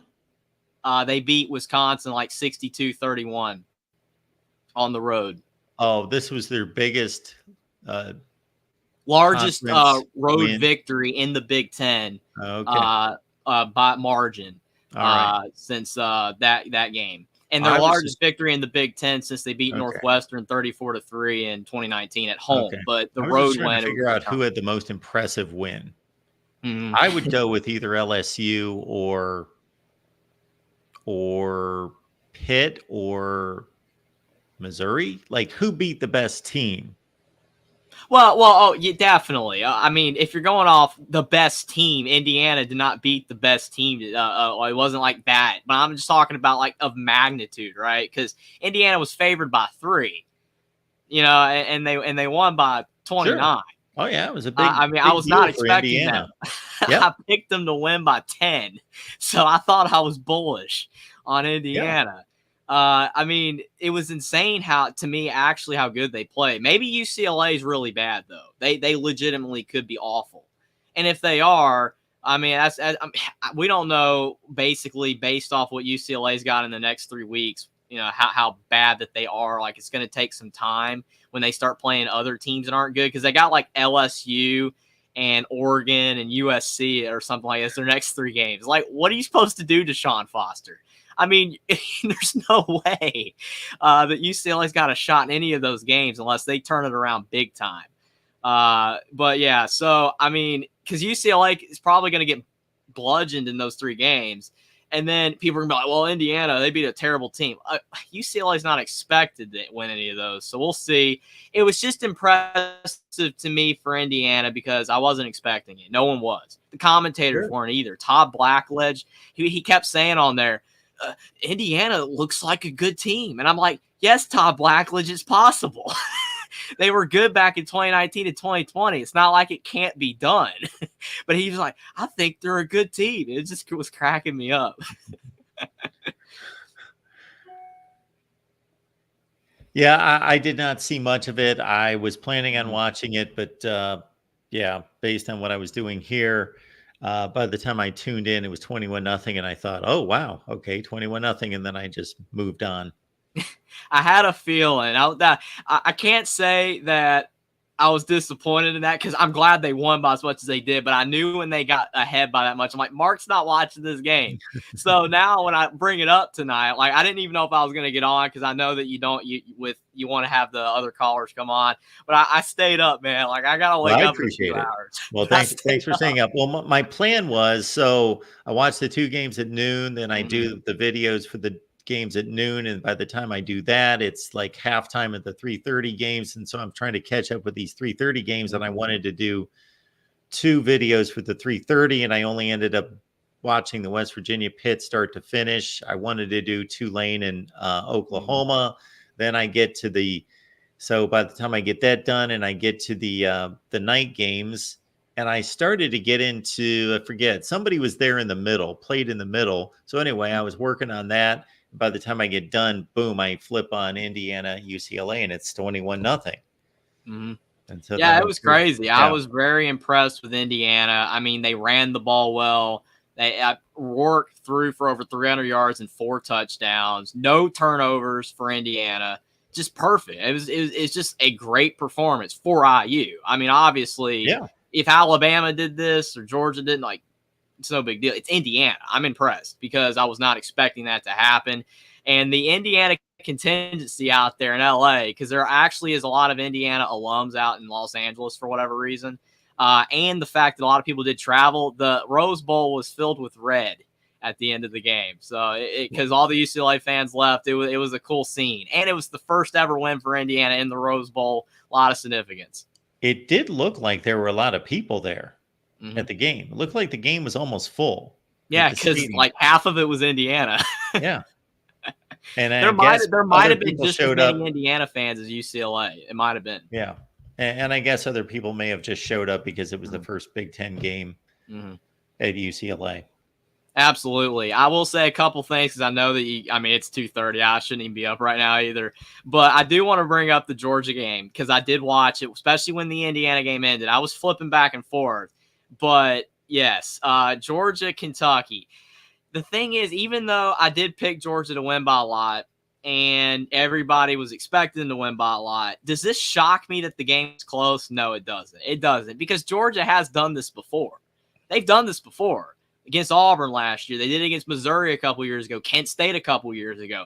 It's not like Georgia, this is the first time that in the Kirby Smart era, once they got elite, that they've been in a close game against a vastly inferior opponent. It's not new. So, I mean, that's why when you said, Mark, you said it like 5 times tonight, that I still believe Georgia's the number 1 team right now. I would agree with you. I'm not, just because this game happened, like, oh, well, Georgia suddenly, they're horrible. Because I'm seeing people say, oh, they need to be dropped to like 6th in the AP poll. I'm like, what? Did you not learn from past years? I mean, until Georgia loses a game, like, to me, I wouldn't even drop them from 1, maybe 2 for Texas, maybe, but I really wouldn't even drop them. because they've Well, done it before. So yeah. it just doesn't surprise me. And I think they'll get it together. But Yeah, it all depends on how you approach rankings. They're going to be much lower than that in my rankings, but I do it differently. But if you're talking about who the best teams are in the country, I think Georgia's the best team, and I think Ohio State's probably the best team that's most capable to compete with them, and then probably Texas. That's my evaluation right now. Obviously, we haven't seen Ohio State play anyone. Where would you fit Alabama? Like 5th? Oh, I think Alabama's right there as well. 4th or 5th. I mean, right behind. I would agree. I mean, they do look behind those teams overall on both sides of the ball, but they still look pretty good. I mean, I still, even though the South Florida game was wonky, I still believe that they're more impressive to me than what I was expecting. I thought there would be more issues. Like, they just would look a lot worse. They look fine. I mean, they still look great.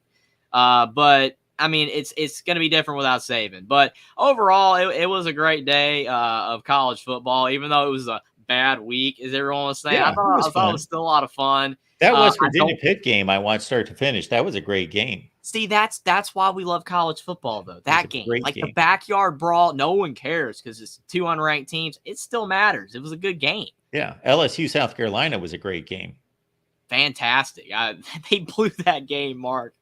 They blew that game. I mean, the thing is, like, a lot of those games, like, I don't care who wins, but sometimes you just start pulling for the underdog. Like, come on, Beamer, you got this thing. And it's like, no, like, what are you doing?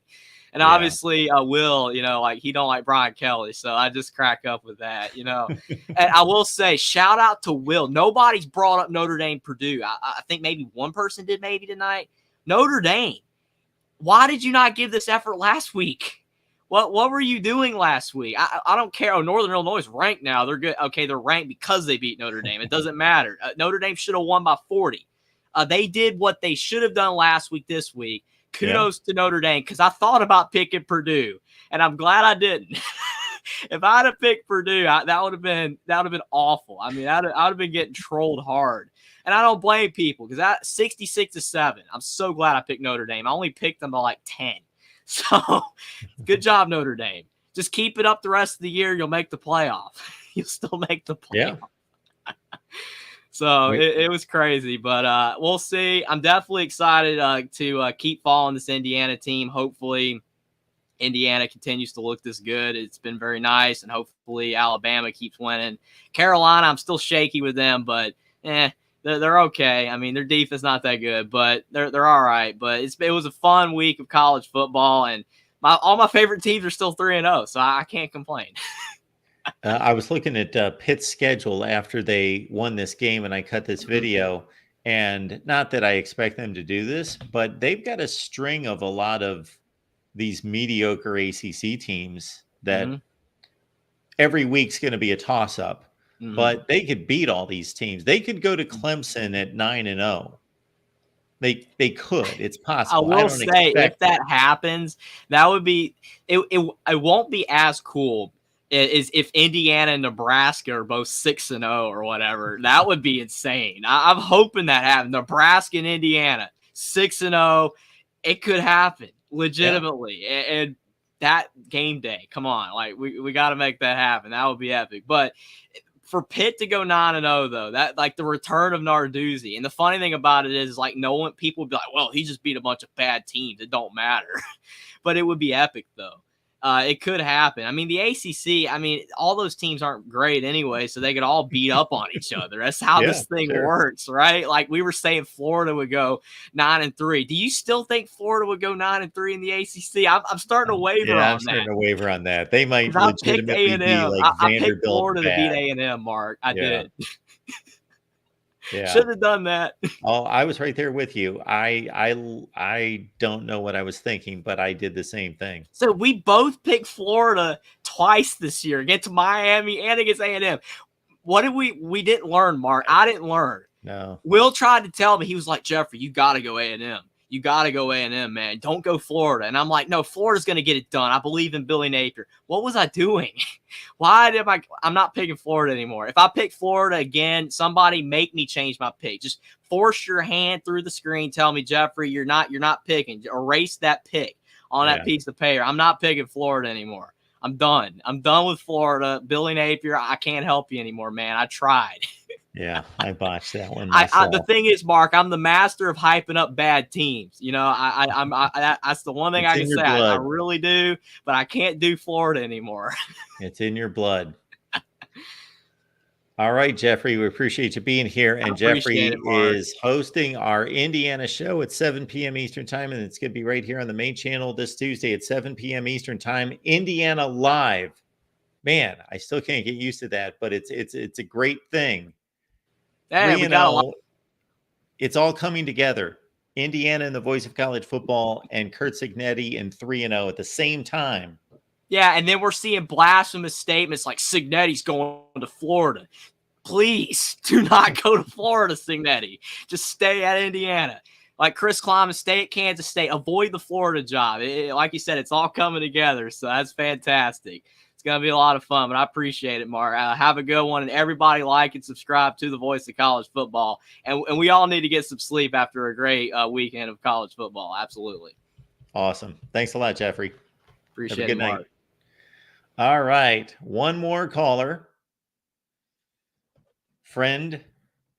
And we will get to it in just a second. But of course, we've got to hit this super chat. We've got, would Dominic be interested in being offensive coordinator for Michigan?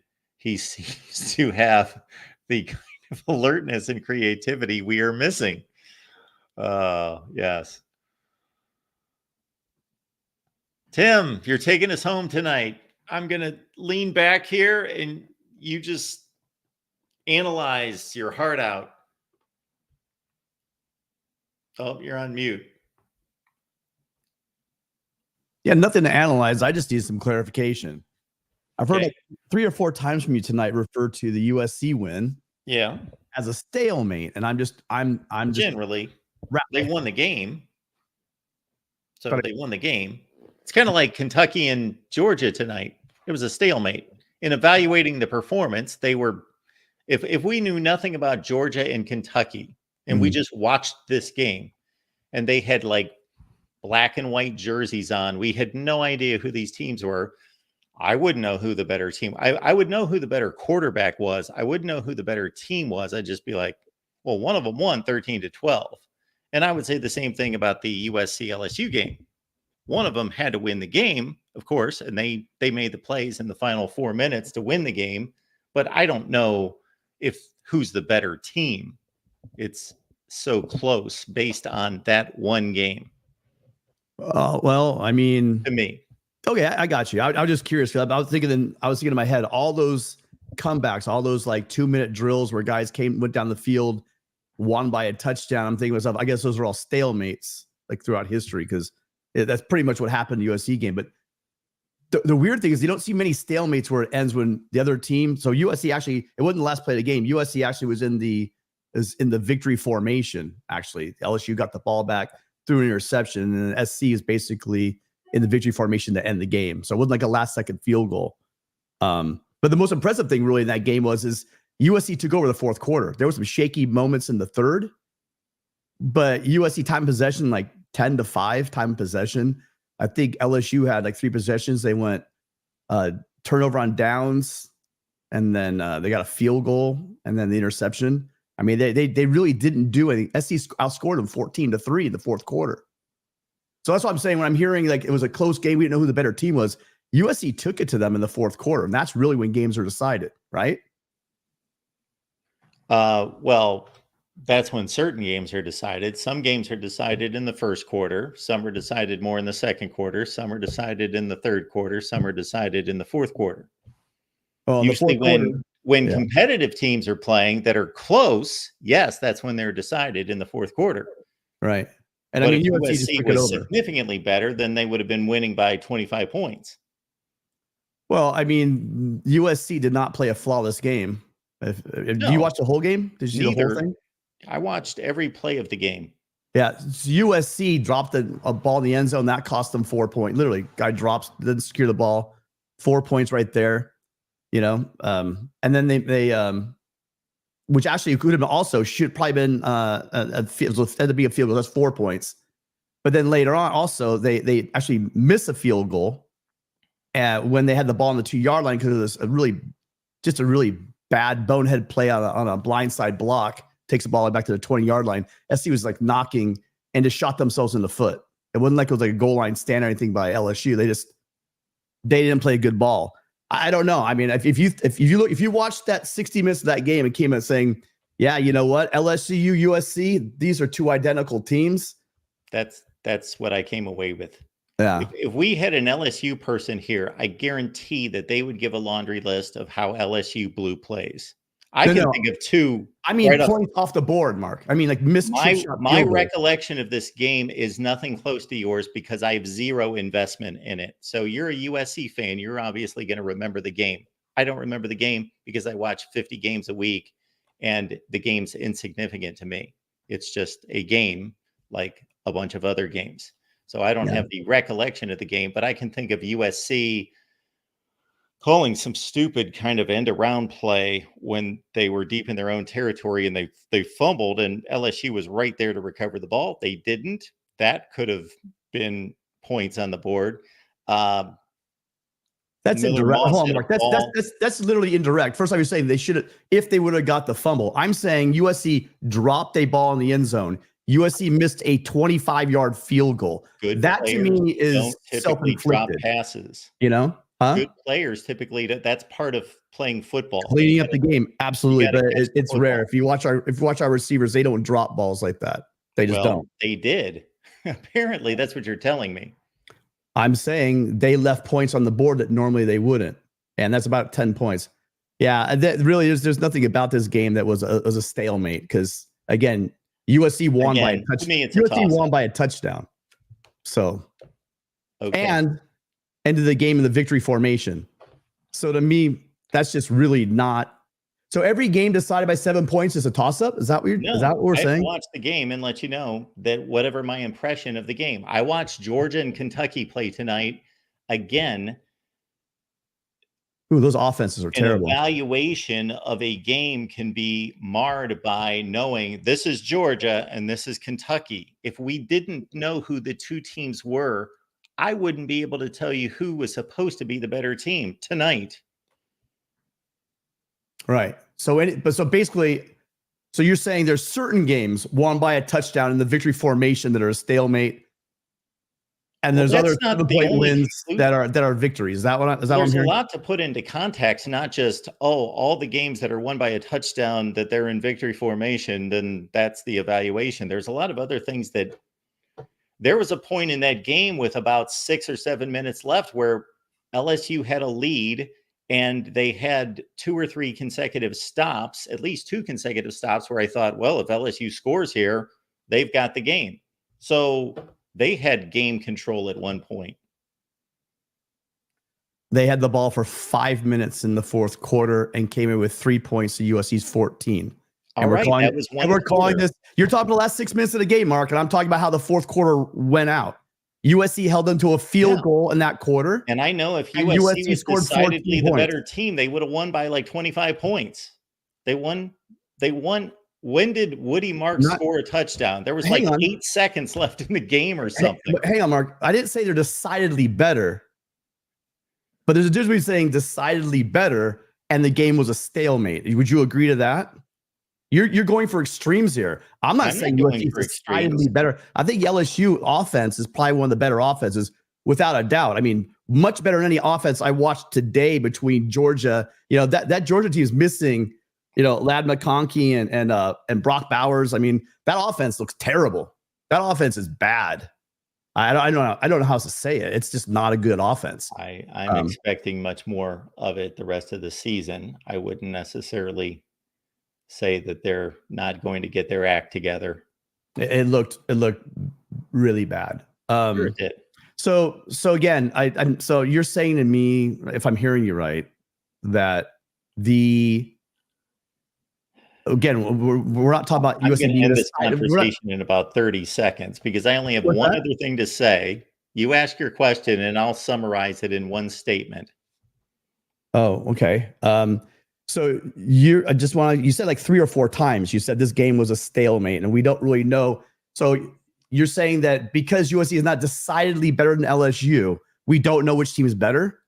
And I just explained to you in the fourth quarter, USC basically shut down LSU in the fourth quarter, put up 2 touchdowns, and won by a touchdown. And you're saying we don't know which team's better. We don't know your point? which team's better. They literally won the game. We don't. Okay. Then we never know which team's better. Let me be abundantly clear. Yeah. And then you won't need to tell me anything else, ask me anything else, because it'll be abundantly clear and you'll know, so you won't need to hound me with any more questions. Stalemate. Yeah. My evaluation of this game, and again, I watched the game, 2 weeks ago. I've not given it 1 second of thought since, other than during our show. So I could possibly watch the game right now. I could get off here and watch the game from start to finish and have a slightly different evaluation of the game, because a lot of things would be brought to my attention that I'm not remembering from 2 weeks ago, because I've watched 60 games since then. But my general evaluation that I remember coming off of that game is, well, USC won the game. They made the plays in the last 6 minutes of the game to win the game. They should be given all credit of winning the game. They won the game. However, all sorts of teams all over the place win games. Pitt beat West Virginia today, Pitt beat West Virginia today. Does that mean that they're the better team? I still don't know who the better team is. They could play 100 times and split 50-50. I don't know. There were all sorts of games. LSU and South Carolina. I think South Carolina outplayed them. Did they win the game? No, they didn't. But LSU has to be credited with fairly winning the game, but I don't think they outplayed them. Shoot, I watched a game last weekend where Arkansas had more than 300 yards of total offense, more than Oklahoma State, and they lost the game. But for 3 quarters, I'm thinking they are annihilating this team. But they lost the game. They blew it and lost the game. But that doesn't take away the win from Oklahoma State. They won the game, but the other team, based on my eyes of watching football, played better.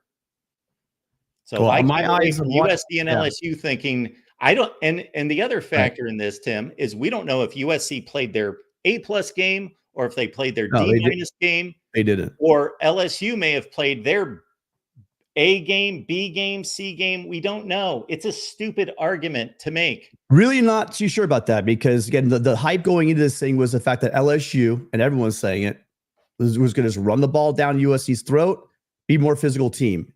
Good night, everyone. Without a doubt. Hold on, Mark. Don't be dismissive of me. That's crazy. What the I hell am is going that? to be dismissive. So let me been finish on my for 3 sentence. hours and 18 minutes. I'm So done I've tonight. been on for I like have 3 nothing minutes. else to say You're acting about it. childish, bro. I have Anyway, nothing else to say about USC it. had the ball and they were blowing them off the line. I have nothing else to say about they it. completely out Say good night, physical Tim. LSU and almost every Say good night, aspect of the Tim. game. Good night. I have nothing else to say about it. What else can I say? I've gone on and on about what my opinion is. Tim, you've got a show that you can talk for 3 hours and tell everyone what you think of the game. That's great. I'm done. Thank you, everyone. I'm coming back. I will be waking up at less than 5 hours from right now. I'm fucking done talking about football right now, especially in a round circle with someone. All right. The alarm goes off in less than 5 hours. I will see you at 11 a.m. Eastern time to take your calls. Appreciate you being here.